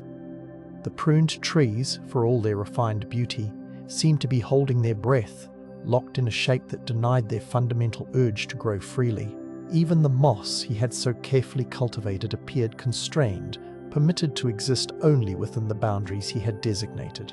He returned to the wild corner and sat down again. A teaching from the sutras arose in his mind, words he had heard many times but never truly understood. Do not pursue the past, do not lose yourself in the future. The past no longer is, the future has not yet come. Looking deeply at life as it is in the very here and now, the practitioner dwells in stability and freedom. The wild grasses were dwelling in stability and freedom. They were not pursuing the past or losing themselves in the future. They were simply being what they were, moment by moment, responding to conditions as they arose. It was Matsuo who was pursuing the past, trying to maintain yesterday's vision and losing himself in the future, imagining a perfect garden that never needed change. Over the following days and weeks, something remarkable happened. Matsuo continued to maintain the garden. The paths still needed sweeping, the ponds still needed cleaning, certain plants still needed pruning to prevent them from overwhelming smaller neighbors. But he stopped trying to impose absolute control. He left the wild grasses in their corner. More than that, he began to see them as an essential part of the garden, a reminder that perfection includes imperfection, that true naturalness cannot be entirely designed. Visitors noticed the change immediately. Some were confused. Why would such a meticulous gardener permit weeds in his masterpiece? But others, particularly those who came to meditate, found themselves drawn to that corner.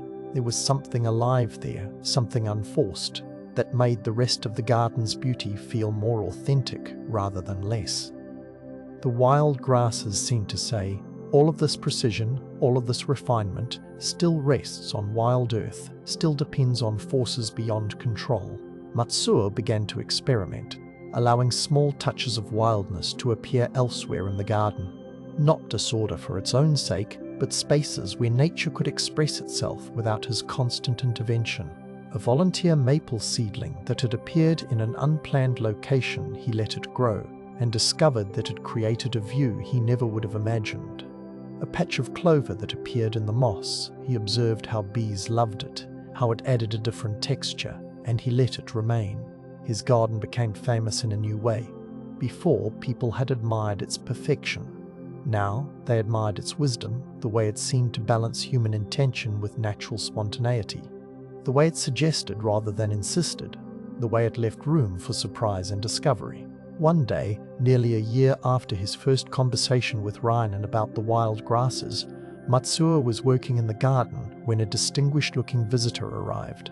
The man introduced himself as a garden designer from the capital, someone who had studied all the famous gardens and was writing a treatise on garden arts. "I've come to see the garden that everyone is talking about," the man said. "They say you've discovered a new principle in garden design." Matsuo smiled and invited him to walk through the garden. They moved slowly along the paths, the visitor asking detailed questions about Matsuo's techniques, his design philosophy, his plant selections. Finally, they arrived at the corner with the wild grasses.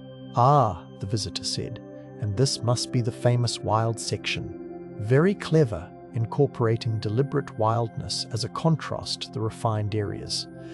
How did you decide exactly which wild plants to include?" "The selection is quite artful." Matsuo was quiet for a moment, then he laughed a genuine laugh of recognition. "I didn't select them," he said. "They selected themselves. They simply grow here because this is where conditions support their growth. My only art was in learning to stop fighting them." The visitor looked puzzled. "But surely you must have done something. You must have at least chosen which wild grasses to allow?" "No," Matsuo said gently. "My only choice was to see them instead of just looking at them, to recognize that my vision of perfection was actually a form of blindness. The garden teaches me now, rather than me teaching the garden." He knelt down by the wild grasses and ran his hand over their seed heads. "These grasses taught me something the Buddha tried to teach long ago, that we suffer when we try to make reality conform to our preferences, rather than meeting reality as it is. I spent years trying to make this garden perfect, according to my idea of perfection, and in doing so, I missed the perfection that was already here, in things growing according to their own nature." The visitor frowned, clearly struggling with this idea. But then, what is the role of the gardener? If we simply let everything grow wild, there would be no art, no garden, just wilderness. Exactly, Matsuo said. The art is in knowing when to shape and when to allow, when to impose intention and when to receive what is offered. The garden now is a conversation between my vision and nature's vision. Sometimes I speak, sometimes I listen. The wild grasses remind me to listen. Years later, when Matsuo was an old man, students of garden arts would come to study with him. Many were disappointed at first, expecting to learn specific techniques, precise rules for creating beauty. Instead, Matsuo would take them to the wild corner and have them sit there for hours, just watching the grasses move in the wind. "But master," they would protest, "when will you teach us about design, about proportion, about the classical principles?" And Matsuo would smile and say, "I am teaching you. The grasses are teaching you. You want to learn how to create beauty. But first you must learn how to see the beauty that creates itself. You want to learn control, but first you must learn what happens when you release control. Sit longer. Watch how the wind shapes the grasses in ways I never could, how the light transforms them moment by moment, how they exist perfectly without any human intention at all." Some students would leave, frustrated by this teaching, but others would sit with the grasses day after day, and slowly they would begin to understand. They would see how Matsuo's entire garden was really a dance between control and release, between human vision and natural expression. They would learn that the highest art lies not in perfect execution of intention, but in creating conditions where both intention and spontaneity can flourish. And you, resting here in darkness, breathing without controlling your breath, existing without forcing your existence, you are like those wild grasses, perfect simply by being what you are. All the ways you think you should be different, all the visions you have of a perfected self that you must strive to become these, are like Matsuo's early battles with the grasses, fighting against reality in favor of an imagined ideal. What would happen if you stopped? Not stopped trying to grow or change or live, but stopped fighting against your own nature? What if the wild grasses of your spontaneous being were allowed to grow, not instead of your cultivated gardens, but alongside them, informing them, keeping them honest, reminding them that all beauty ultimately rests on wild earth? The Buddha taught that we should not mourn the past or worry about the future, but live wisely in the present moment. The wild grasses live this teaching without effort, without even knowing it is a teaching. They grow when conditions support growth. They rest when conditions call for rest. They bend in the wind without resistance. They die in autumn without regret. They return in spring without expectation. This is the naturalness that no amount of striving can achieve, the perfection that appears only when we stop trying to perfect. The freedom that comes not from control, but from releasing control where control was never needed. Like wild grasses growing between carefully placed stones, true wisdom grows in the spaces we learn to leave open, in the territories we learn to leave wild. Let this settle into your awareness, the image of a perfect garden made more perfect by its permission of imperfection, made more alive by its acceptance of what cannot be controlled. And as your body settles deeper into rest, notice how you too are both garden and wilderness, both intention and spontaneity, both the gardener's vision and the wild grass's insistence on its own nature. Both are needed. Both are beautiful. Both are already perfect, exactly as they are. Now we walk on, through another gate, to another teaching, to a monastery kitchen, where the most profound wisdom hides in the most ordinary task, where enlightenment waits not in extraordinary states, but in the simple completion of what is right in front of us. The monastery of Master Zhaozhou was not particularly grand. Its buildings were simple wood and tile, functional rather than beautiful, situated in a landscape that was pleasant but unremarkable. Yet monks travelled from across China to study there, because Zhaozhou Kongshen, even in his old age, and he lived to be 120 years old, teaching until his final days had a gift for cutting through spiritual pretension with words so simple they seemed almost insulting. Until you realized they had sliced open your understanding like a knife through silk. Zhao Zhou was famous for his brief, devastating responses to elaborate questions. When asked about the Buddha nature, he might say, "the oak tree in the garden." When asked about the meaning of Bodhidharma coming from the West, he might say, "the cypress tree in the courtyard." His answers seemed to make no sense, to bear no relationship to the questions asked. And yet students who wrestled with them would sometimes find their entire framework of understanding collapsing, revealing something immediate and present that had been there all along, hidden by their very searching for it. Into this monastery, on a cold autumn morning when frost still clung to the shadows and breath made clouds in the air, came a young monk named Kensho. He had been traveling for 3 years, studying with various teachers, and had developed what he believed was a solid understanding of Buddhist philosophy. He could discuss the sutras with confidence, could explain the different schools of thought, could sit in meditation for hours without his mind wandering. He felt ready for advanced teaching, ready to penetrate to the deepest truths. He arrived at the monastery just after dawn, his traveling robes dusty from the road, his mind full of questions he had been composing during his journey. He imagined his first meeting with the legendary Zhao Zhou. Surely the master would recognize his dedication, his years of study, his readiness for profound instruction. Following the monastery's protocol, he announced himself to the senior monk at the gate, who led him to the meditation hall where morning sitting had just concluded. The monks were filing out, heading to the dining hall for the morning meal. Zhao Zhou himself emerged last, a slight figure whose great age showed in his careful, deliberate movements, but whose eyes were bright and sharp as a much younger man's. Kensho prostrated himself in the traditional 3 bows, then rose and faced the master. His heart was pounding with nervousness and excitement. This was the moment he had traveled so far to reach. "Master," he said, his voice carefully controlled, "I have just entered your monastery. I have studied for 3 years with various teachers and have developed what I believe is a good foundation in the Dharma. Please, I humbly request that you teach me." Zhao Zhou looked at him for a long moment, his withered face giving nothing away. Then he asked, in a voice like dry leaves rustling, "Have you eaten your rice porridge?" Kensho was confused. This was not the response he had expected. Was it a test? A koan? He considered various possible meanings of the question. Perhaps the master was asking about his physical needs, ensuring he was prepared for instruction. Or perhaps rice porridge symbolized basic teachings, and Zhao Zhou was asking if he had mastered the fundamentals.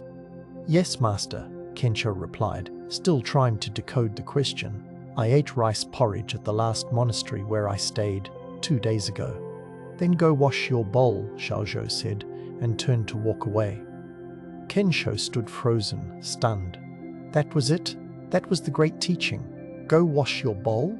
He had traveled for months to get here, had rehearsed profound questions, had prepared himself for deep instruction, and the master was telling him to wash a bowl.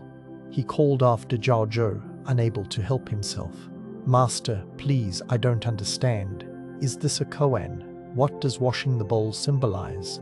Zhao Zhao turned back, and now there was a hint of something, perhaps amusement, perhaps exasperation in his eyes. "Does everything need to symbolize something? If you have eaten, wash your bowl. It's that simple."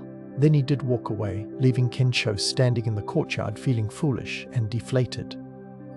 Other monks passed by, some glancing at him with what might have been sympathy, others seeming not to notice at all. They went about their morning tasks with quiet efficiency, sweeping the courtyard, tending the garden, preparing for the day's work period. Kensho made his way to the dining hall, where he was given a simple meal rice porridge, as it happened, along with pickled vegetables. He ate mechanically, his mind churning with confusion, and, if he was honest with himself, disappointment. He had expected something profound, something that would confirm his years of study and effort. Instead, he had been dismissed like a child who didn't understand the most basic things. After eating, he took his bowl to the washing area. a simple stone basin with running water from a mountain stream. Other monks were there, washing their bowls in silence. Kensho watched them, trying to see if there was some special technique, some hidden meaning in how they washed. But they simply washed, scraped out any remaining food, rinsed with water, scrubbed if needed, rinsed again, dried with a cloth. Nothing mysterious, nothing profound, just washing bowls. He washed his own bowl, and it felt utterly ordinary. The water was cold, making his fingers ache slightly. The bowl was ceramic, smooth under his hands. There was a small grain of rice stuck to the side that took some effort to remove. He dried the bowl and put it away with the others. Done. Just a washed bowl, nothing more. Over the following days, Kensho settled into the monastery routine. Morning meditation, breakfast, work period, lunch, study time, evening meditation, sleep. It was not very different from other monasteries where he had stayed, except that here Zhao rarely gave formal teachings. Occasionally he would meet with monks individually, and Kensho would hear about these encounters, always brief, always seemingly nonsensical, always leaving the questioner either enlightened or completely baffled. Kensho requested several more interviews with Zhao, but each time he was told the master was busy, or that he should wait, or simply that now was not the time. Meanwhile, he was assigned to various tasks around the monastery, weeding the vegetable garden, sweeping the meditation hall, helping in the kitchen. Ordinary work, physical labor that seemed to have nothing to do with spiritual development. He grew increasingly frustrated. He had come here for teachings, for wisdom, for guidance on the path to enlightenment. Instead, he was pulling weeds and washing vegetables. The other monks seemed content with this routine, but Kensho felt he was wasting his time. He had already spent 3 years in basic training. He was ready for advanced practice. One evening, about 2 weeks after his arrival, he was in the kitchen helping to prepare the next day's rice. It was tedious work picking through the grains to remove any stones or debris, washing the rice in several changes of water until it ran clear. His mind wandered as his hands worked, thinking about a koan he had been trying to solve, about a passage in the Diamond Sutra he had been studying, about whether he should leave this monastery and seek out a teacher who would actually teach. The senior kitchen monk, an older man named Daiki who rarely spoke, was working beside him. After a long silence, Daiki said quietly, "You're not here." Kensho looked up, startled. "I'm sorry?" "You're not here," Daiki repeated. "Your hands are washing rice, but you are somewhere else. This is why you don't understand the master's teaching." "What teaching?" Kensho asked, unable to keep the bitterness from his voice. "He told me to wash my bowl and then sent me away." Daiki smiled. "And have you washed your bowl?" "Of course. Every day after every meal. That's just basic cleanliness." "I didn't ask if you have cleaned your bowl." One asked if you have washed your bowl. Kensho stared at him, not understanding the distinction. Daiki held up a grain of rice between his thumb and forefinger. "What is this?" he asked. "It's rice," Kensho said. "When you eat it, what is it?" "It's food, nourishment." "And when you wash the bowl that held it?" Kensho was about to say, "It's just washing," but something made him pause. He thought about the question. When he washed his bowl, what was he actually doing? His hands moved through the motions while his mind was elsewhere. Planning, remembering, analyzing, always somewhere other than in the simple act of washing. "I'm not really washing," he said slowly. "I'm thinking about washing, or thinking about other things while washing happens, but I'm not truly present for the washing itself." Daiki nodded. "Master Zhao didn't tell you to clean your bowl. He didn't tell you to think about washing your bowl, or to understand the significance of washing your bowl. He told you to wash your bowl. Just that. Completely that. Nothing but that." Something cracked open in Kensho's understanding, like an egg breaking to let light in. He looked down at his hands in the rice water, rarely looked at them for perhaps the first time in days. The sensation of water, cool and flowing, the texture of the rice grains, hard and smooth, the slight ache in his shoulders from bending over the basin, the sound of water pouring, the smell of raw rice, the fading light coming through the kitchen window. All of this right here, right now. not a symbol of something else, not a step towards some future attainment, not a task to get through in order to reach the real practice. This was the practice. This was it. When you wash rice, Daiki continued, wash rice. When you walk, walk. When you sit, sit. When you wash your bowl, wash your bowl. The Master's whole teaching is in those 4 words. Go wash your bowl. Not wash your bowl while thinking about enlightenment. Not wash your bowl while wishing you were doing something more spiritual. Just wash your bowl with your whole being, and in that complete action, nothing is lacking. That night, Kensho requested another interview with Zhao Zhou, and this time he was granted one. He entered the Master's simple room and bowed. Zhao Zhou sat on a worn cushion, his old hands resting in his lap, waiting. Master, Kensho said, when you told me to wash my bowl, one thought you were brushing me aside, giving me a meaningless task. But now I'm beginning to understand. The bowl is just the bowl, and washing is just washing. And in that simple, complete action, everything is present. Nothing needs to be added. Zhao Zhao's eyes crinkled at the corners. You're beginning to understand, but understanding is not the same as doing. You can understand that washing your bowl completely is enlightenment, and still wash your bowl while thinking about that understanding. The thoughts about practice are not practice. How do I stop thinking about it and just do it? Kensho asked. You already know how, Zhao Zhou said. When you're hungry, you eat. When you're tired, you sleep. When you have a bowl that needs washing, you wash it. The problem is that your clever mind keeps trying to make it more complicated, keeps looking for hidden meanings and special techniques. Just wash your bowl. The teaching is complete in those words. Over the following months, Kensho stayed at the monastery and gradually learned what Zhao Zhao had been pointing to. It wasn't a matter of understanding a concept, but of actually being present for his life, as it unfolded, moment by moment, task by task. When he swept the floor, he swept the floor. Not in a special mindful way, not as a meditation technique, but simply sweeping because the floor needed sweeping, with the same complete attention he would bring to anything else. He noticed that the most realized monks in the monastery were not the ones who could recite the sutras or sit in the most impressive meditation postures. They were the ones who washed their bowls completely, who swept floors completely, who chopped vegetables completely. They had no separation between practice and life, between spiritual tasks and ordinary tasks. Everything they did with their whole being, and therefore everything they did was enlightened activity. One day, while washing his bowl after the morning meal, Kensho suddenly laughed out loud. The monk next to him looked over with raised eyebrows. I finally got it, Kensho said. The master told me to wash my bowl on my first day here, and I've been washing my bowl every day since, but only now am I actually washing my bowl. The other monk smiled. Yes, and tomorrow you'll need to wash it again, and the day after. Every meal, the bowl needs washing. Every moment, life needs living. It's very simple. But not easy, Kensho added. No, the other monk agreed. Very simple, but not easy.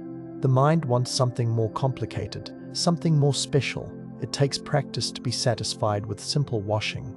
Years later, when Kensho himself had become a teacher, students would sometimes ask him what he had learned from the great Zhao Zhou, and he would tell them the story of his first encounter, how he had arrived full of questions and been told only to wash his bowl, how offended and disappointed he had been, how long it took him to understand the complete sufficiency of that teaching. The Buddha taught us not to mourn for the past or worry about the future, but to look deeply at life as it is in the very here and now, he would tell them. Master Zhao Zhao taught the same thing, but in even fewer words. Go wash your bowl. Everything you need to know about Zen is in that instruction. When you do what you're doing completely, holding nothing back, adding nothing extra, you are living as a Buddha lives, not because you're trying to be enlightened, but because there's no separation between you and your action. But Master, students would protest, surely there's more to it than just washing bowls and sweeping floors? And Kensho would shake his head. That's exactly the problem you want there, to be more to it. You want some special teaching, some secret method, some extraordinary experience.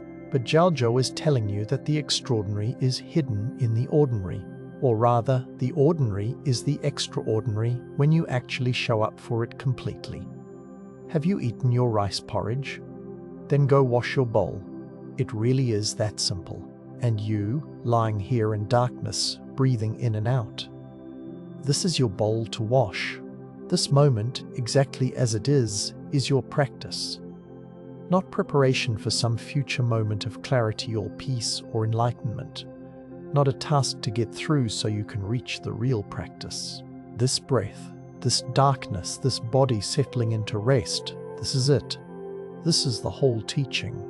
The mind wants to complicate it, wants to add layers of meaning and technique and special understanding. But the instruction remains beautifully, frustratingly simple. Be here now, completely here, fully now. When you breathe, breathe. When you rest, rest. When you wash your bowl, wash your bowl. Nothing mystical, nothing special, just complete presence with what is, moment by moment, breath by breath. The ordinary mind is the way. The everyday activity is the path. The bowl that needs washing after each meal is the perfect teacher. Let the simplicity rest in your awareness as your body rests in stillness, as breath continues its simple rhythm, as this moment receives you exactly as you are. No bowl to wash right now. Just this, just here, just now. And that is enough. That is everything. That is the whole teaching, complete and lacking nothing. Now we walk on to another garden, another moment, another simple truth that lives at the heart of all seeking the realization that what we search for was never lost, that the journey leads us only back to where we started, but with eyes newly opened to see what was always here. There was once a merchant named Takeshi who lived in a prosperous town at the edge of a great forest. He had everything a man of his station could want: a successful business trading in fine silks and pottery, a comfortable home, a respected position in the community, a loving family. His children were healthy, his wife was kind, his storehouse was full. By all external measures, Takeshi was a fortunate man, someone others envied and sought to emulate. But Takeshi was not at peace. Inside his chest, there lived a restlessness that nothing seemed to settle. In quiet moments, when business was slow or in the hours before sleep, he would feel it stirring a sense that something was missing, that despite all he had achieved and acquired, true contentment remained somehow out of reach. He would lie awake at night, his wife sleeping peacefully beside him, and feel like a stranger to his own life, as if he were watching someone else's existence from behind glass. This feeling troubled him deeply. He had everything he was supposed to want. What right did he have to feel unsatisfied? What was wrong with him that he couldn't simply appreciate the good fortune that had blessed his life? He tried to ignore the restlessness, to bury it under more work, more activity, more acquisition. He expanded his business, purchased new properties, threw himself into community affairs, but the feeling only grew stronger, like a hunger that intensified the more he tried to ignore it. One day, a traveling monk came through the town, an old man with few possessions and a face that radiated a peace so deep it seemed to fill the air around him. Takeshi saw him in the market and was struck by the contrast between this simple wanderer and his own anxious striving. The monk had nothing, yet seemed to lack nothing. Takeshi had everything, yet felt empty. Unable to stop himself, Takeshi approached the monk. "Venerable sir," he said, bowing respectfully, "forgive my presumption, but I must ask, how have you found such peace? I have wealth and position, yet I am restless. You have nothing, yet you seem utterly content. What is your secret?" The old monk looked at him with eyes that seemed to see everything and judge nothing. "Peace is not found in having or not having," he said quietly. "It is found in stopping the search for what you already possess." "But I don't possess peace," Takeshi protested. "That's precisely the problem." "Then you are searching in the wrong place," the monk replied. "Tell me, where do you think peace lives?" Takeshi considered. "Perhaps in the mountains, away from the noise and demands of daily life, or in spiritual practice through meditation and study. I've heard of monasteries in the distant peaks where monks achieve great realizations." The old monk smiled. "And you think if you journey to these mountains, you will find what you lack here?" I don't know," Takeshi admitted, "but I must do something. I cannot continue living with this restlessness." "Then go," the monk said simply. "Make your journey. Seek what you believe you lack. But remember this, wherever you go, you take yourself with you. The question is not where peace lives, but what obscures your ability to see it where you are." These words lodged in Takeshi's mind like a splinter, impossible to ignore. Over the following weeks, the restlessness grew unbearable. Finally, he made a decision. He would leave his business in the hands of his trusted assistant, explain to his family that he needed to make a spiritual journey, and travel to the distant mountains where the great monasteries were said to hold the secrets of enlightenment. His wife wept, but she understood. She had seen his suffering, had felt him lying awake beside her in the darkness. "Go," she said. "Find what you need to find. We will be here when you return." Takeshi set out on a spring morning, carrying only a small pack with basic supplies and a heart full of hope mixed with trepidation. The mountains he sought were far to the north, many weeks of travel through forests and over hills, across rivers and through villages where he was unknown. At first, the journey itself felt liberating. Each step took him further from his familiar life, from the weight of responsibilities and expectations. Surely, he thought, peace must be getting closer with each mile traveled. But after several weeks on the road, sleeping in wayside shelters and cheap inns, eating simple meals of rice and vegetables, he noticed something disturbing. The restlessness was still there. It had traveled with him, as persistent as his own shadow. The scenery changed, the people changed, the circumstances changed, but the feeling of something missing remained constant. Still, he pressed on. Perhaps peace required reaching the actual destination, the sacred mountains themselves. Perhaps the journey was just a necessary passage to get to where the real work would begin. After 2 months of travel, Takeshi finally arrived at the foothills of the great mountains. They rose before him like the very edge of heaven, their peaks hidden in clouds, their slopes thick with ancient forests. Somewhere up there, according to the stories he had heard, were monasteries where masters had achieved complete liberation from suffering. Surely in such a place, in such rarefied air, away from the dusty concerns of ordinary life, he would find what he sought. He began to climb. The path was steep and difficult, winding through dense forest where the sun barely penetrated. His legs ached, his breath came hard, but he pushed on, driven by the belief that each step upward was a step closer to peace. He found the first monastery after 3 days of climbing. It was a beautiful place, simple wooden buildings arranged around a central courtyard with a view that stretched for miles across the valleys below. Monks in grey robes moved quietly about their tasks, their faces serene. Takeshi requested permission to stay and practice, and it was granted. For 3 months he lived the monastic life. He woke before dawn for meditation, ate simple meals in silence, worked in the garden, studied the sutras, sat in meditation again in the evening. It was so different from his life as a merchant, and at first he felt certain this was the answer. Here, finally, away from the distractions and demands of the world, he would find peace. But slowly, a familiar feeling crept back. Even here, even in this sacred place with its disciplined practice and devoted monks, the restlessness remained. He would sit in meditation and feel the same agitation, the same sense that something was not quite right, that peace was somehow still elsewhere, still just out of reach. Perhaps this monastery was not the right one. Perhaps he needed to go higher, to find the most remote and pure practice center. He thanked the monks for their hospitality and continued climbing, higher into the mountains where the air grew thin and cold, where few travelers ventured. He found other monasteries, each more austere than the last. He stayed at each for a time, learning different techniques, studying with different teachers. One taught breath meditation, counting each inhalation and exhalation until the mind grew still. Another taught contemplation of impermanence, examining how all things arise and pass away. Another taught metta, the cultivation of loving kindness toward all beings. All of these practices had value, and Takeshi learned much. But the fundamental restlessness, the sense of something missing, never quite dissolved. It would seem to fade during intense practice, then return when his mind relaxed. It would retreat in moments of insight, then creep back in the ordinary hours of daily tasks. Months turned into a year. The seasons cycled spring to summer to autumn to winter and back to spring again. Takeshi's money ran low, his clothes became worn, he grew thinner, harder, more weathered by the mountain climate. But the peace he sought remained elusive.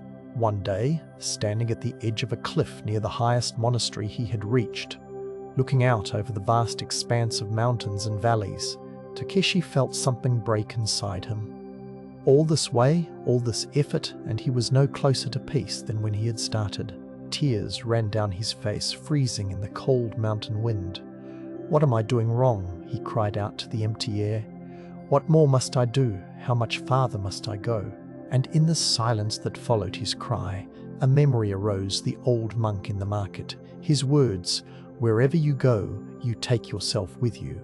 The question is not where peace lives, but what obscures your ability to see it where you are.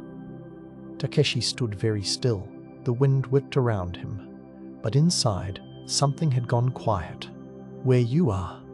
Not where you go, but where you are.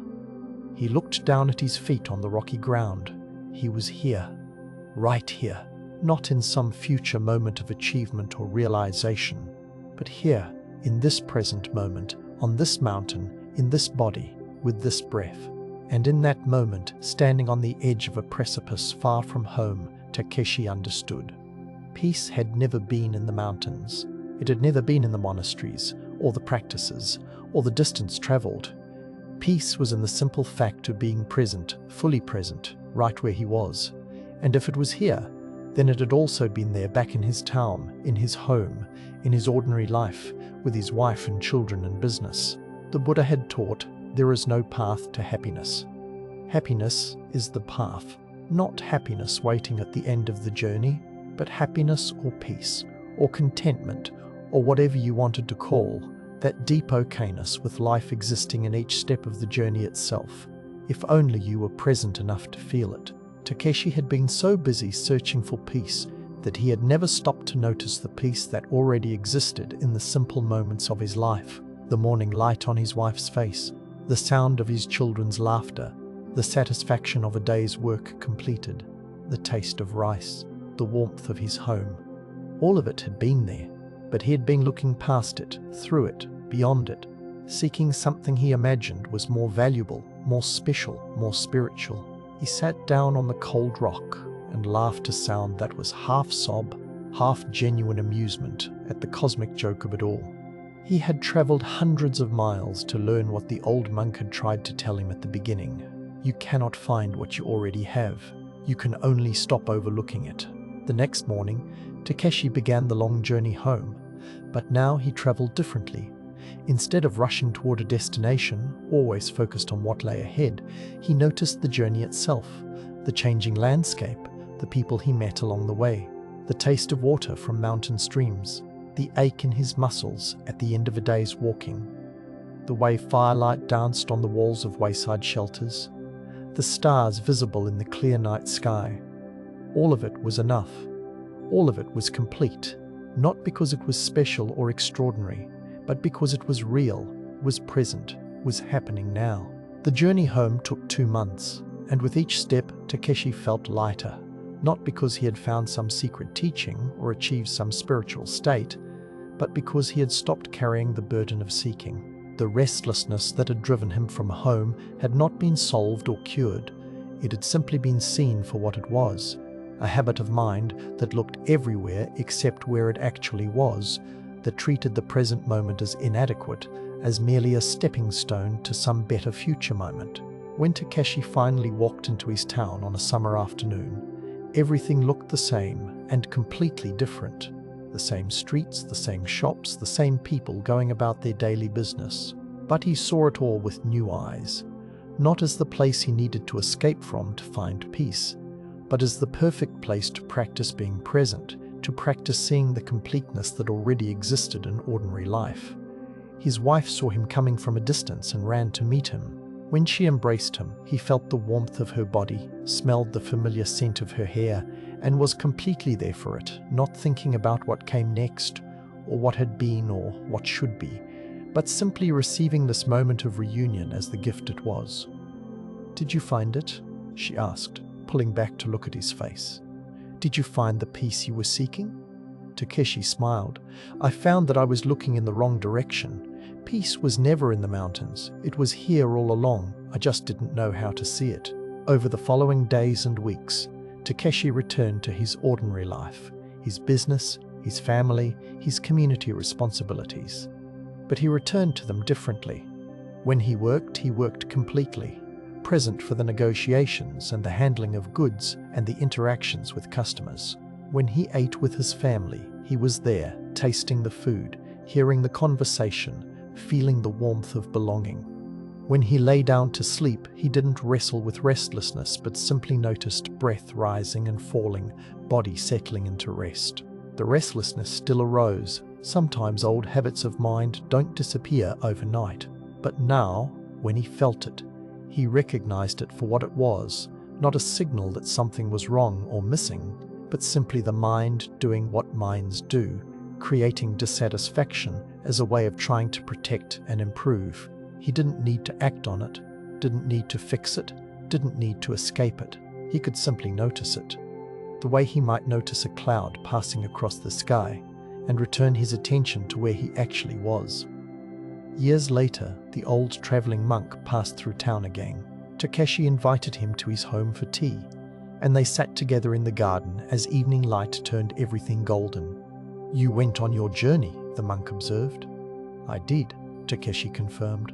"I traveled far, seeking peace in distant mountains." "And did you find it?" Takeshi poured tea into both cups, steam rising in the cooling air. "I found that it was never in the mountains. It was here, in my own life, in each ordinary moment. I had to travel far to learn to see what was close." The old monk nodded. "This is often the way. We cannot value what we have until we have left it and returned. The journey was not wasted, even though it led you back to where you started." "Yes," Takeshi agreed. "I am not the same person who left. I returned to the same place, but I see it with different eyes." The Buddha taught that we should not mourn the past or lose ourselves in the future, but live wisely in the present. I spent years mourning an imagined past of lost peace and losing myself in a future where I would finally find it. Now I understand that peace exists only in being fully present for this moment, exactly as it is. They drank their tea in comfortable silence as the light faded and the first stars appeared, and Takeshi felt a deep gratitude not just for the journey he had taken, but for the simple fact of being here, now, in this garden, with this tea, with this moment of companionable silence. He had searched for peace and found that the searching itself was what obscured it. He had traveled far and learned that the distance was not the answer. He had sought in monasteries and practices and teachings and found that what he sought was simpler and closer than any of that. Peace was in the stopping, in the arriving, in the recognition that here now, exactly as things are, is enough, is complete, is the destination you've been seeking. And you, resting here in darkness, breathing in and out, existing in this moment, you too are already home. The peace you seek is not elsewhere, not in the future, not in some changed circumstance or achieved state. It is here, in the simple fact of being present for your own life as it actually is, not as you imagine it should be. The journey ends where it began, but you arrive transformed, able finally to see that what you sought was never lost, only overlooked. Every moment of seeking led to this moment of finding, which is also a moment of recognizing what was always here. Now we walk on, deeper into the garden, to a teaching that comes from one of Zen's greatest philosophers, a man who found the infinite reflected in a drop of water, who understood that vastness and intimacy are not opposites but two faces of the same truth. Let your breath slow as we enter this contemplation, this mystery of how the boundless can inhabit the smallest space. In the year 1233, in the mountains of Japan, there lived a monk named Dogen Zenji, who had returned from years of study in China with a teaching that would transform Japanese Buddhism. Dogen was not content with simple faith or blind practice. He was a philosopher, a poet, a rigorous thinker who demanded precision and understanding and expression. Yet he was also a mystic who had touched something beyond words, beyond thought, and spent his life trying to point others toward that wordless understanding. Among his students was a young monk named Ijo, who had come to Dogen's monastery with a mind full of questions and a heart hungry for truth. Ijo was brilliant, perhaps too brilliant for his own good. He could grasp concepts quickly, could follow complex philosophical arguments with ease, could recite sutras and commentaries with impressive accuracy. But this very cleverness sometimes became a barrier, creating the illusion of understanding where there was only conceptual knowledge. One autumn evening, as the harvest moon rose full and luminous over the mountains, Dogen summoned Ijo to his quarters. The master sat by an open screen that looked out over a small pond, barely more than a pool really, perhaps 10 feet across. The moon's reflection floated on the still water, perfect and complete. "Ijo," Dogen said without preamble, "what do you see when you look at the moon?" Ijo looked out at the sky where the moon hung huge and bright. "I see the moon, master, full and beautiful, illuminating the night." "And what do you see in the pond?" "The moon's reflection, a perfect mirror of the moon above." Dogen nodded slowly. "Tell me, is the moon diminished by being reflected in this small pond? Does its vastness become less because it appears in such a confined space?" "No, master. The moon remains the moon, whether reflected or not." "And is the water of this small pond increased by containing the moon's reflection? Does the pond become vast because it holds the image of something vast?" Ijo paused, sensing this was not a simple question. The pond remains the same size. Only its surface reflects what is above it. Dogen turned to look directly at him. "In the Genji koan, which I have been writing, I say this: the moon does not get wet, nor is the water broken. Although its light is wide and great, the moon is reflected even in a puddle an inch wide. The whole moon and the entire sky are reflected in dewdrops on the grass, or even in one drop of water." He let the words settle before continuing. "What does this mean, Ijo? Not what do the words say you are clever enough to understand the words. What does this mean?" Ijo sat in silence, turning the teaching over in his mind. The whole moon in a single drop of water. It seemed paradoxical. How could something vast be completely contained in something small? Yet he had seen it himself. Every puddle, every drop of dew, every ripple on the pond's surface held a perfect reflection of the moon. "It means," he began carefully, "that the great can be reflected in the small, that even the humblest thing can mirror the sublime." "You're still thinking about it as a metaphor," Dogen said gently. "As if the moon symbolizes enlightenment and the drop of water symbolizes our small minds.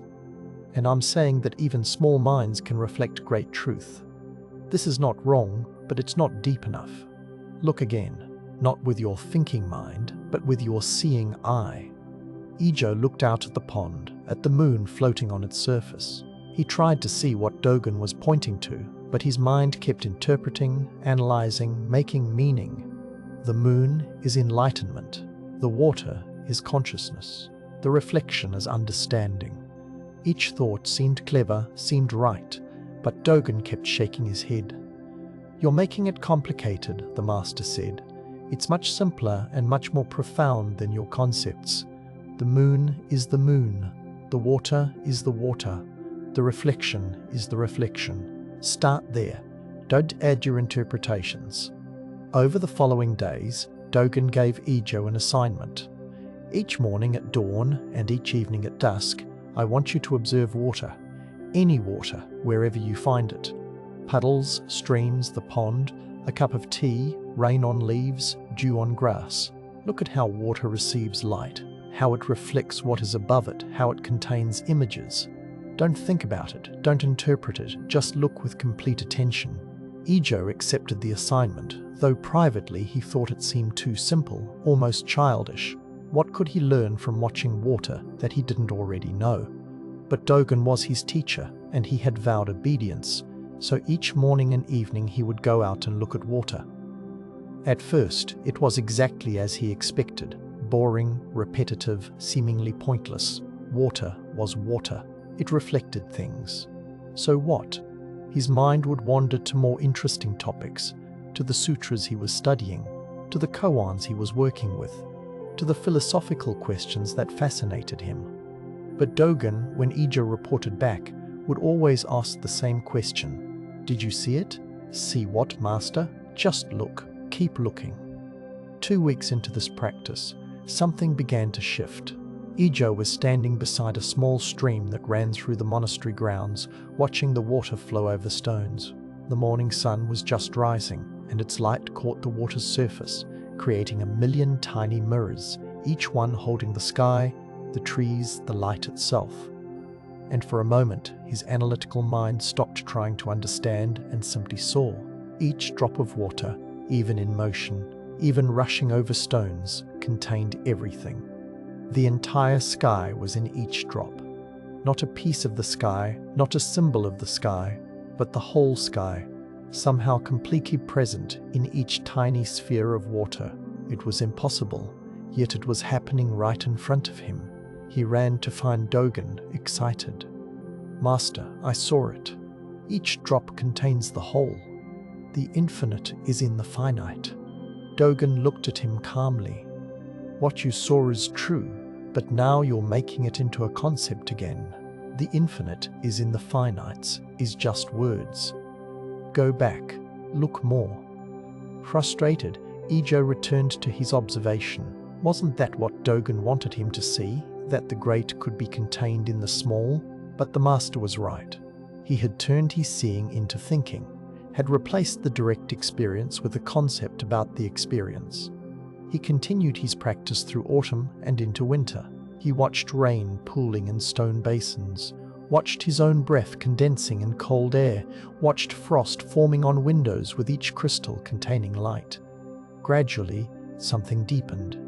He stopped trying to understand what he was seeing and simply stayed with the seeing itself. One morning in early winter, standing beside the pond as the first snow of the season began to fall, Ijo watched snowflakes landing on the water's surface.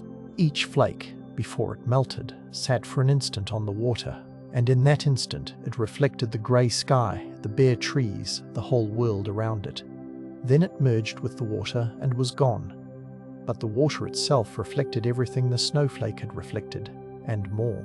And suddenly, without trying to grasp it, without trying to understand it, Ijo simply knew what Dogen had been pointing to.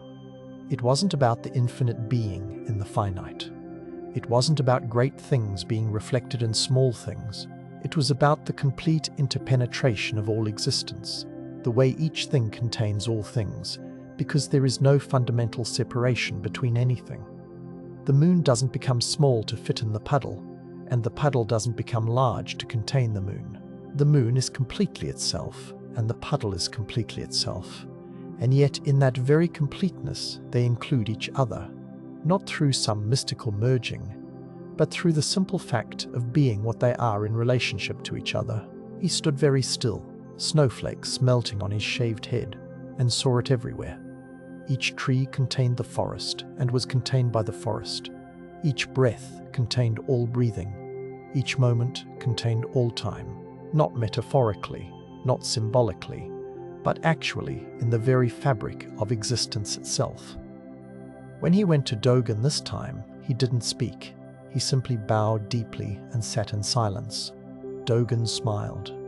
Now you're beginning to see. The moon is completely the moon, vast and distant. The water is completely the water, small and near. And yet the moon is completely in the water, and the water completely receives the moon. Neither is diminished, neither is changed. Yet they are not separate. He poured tea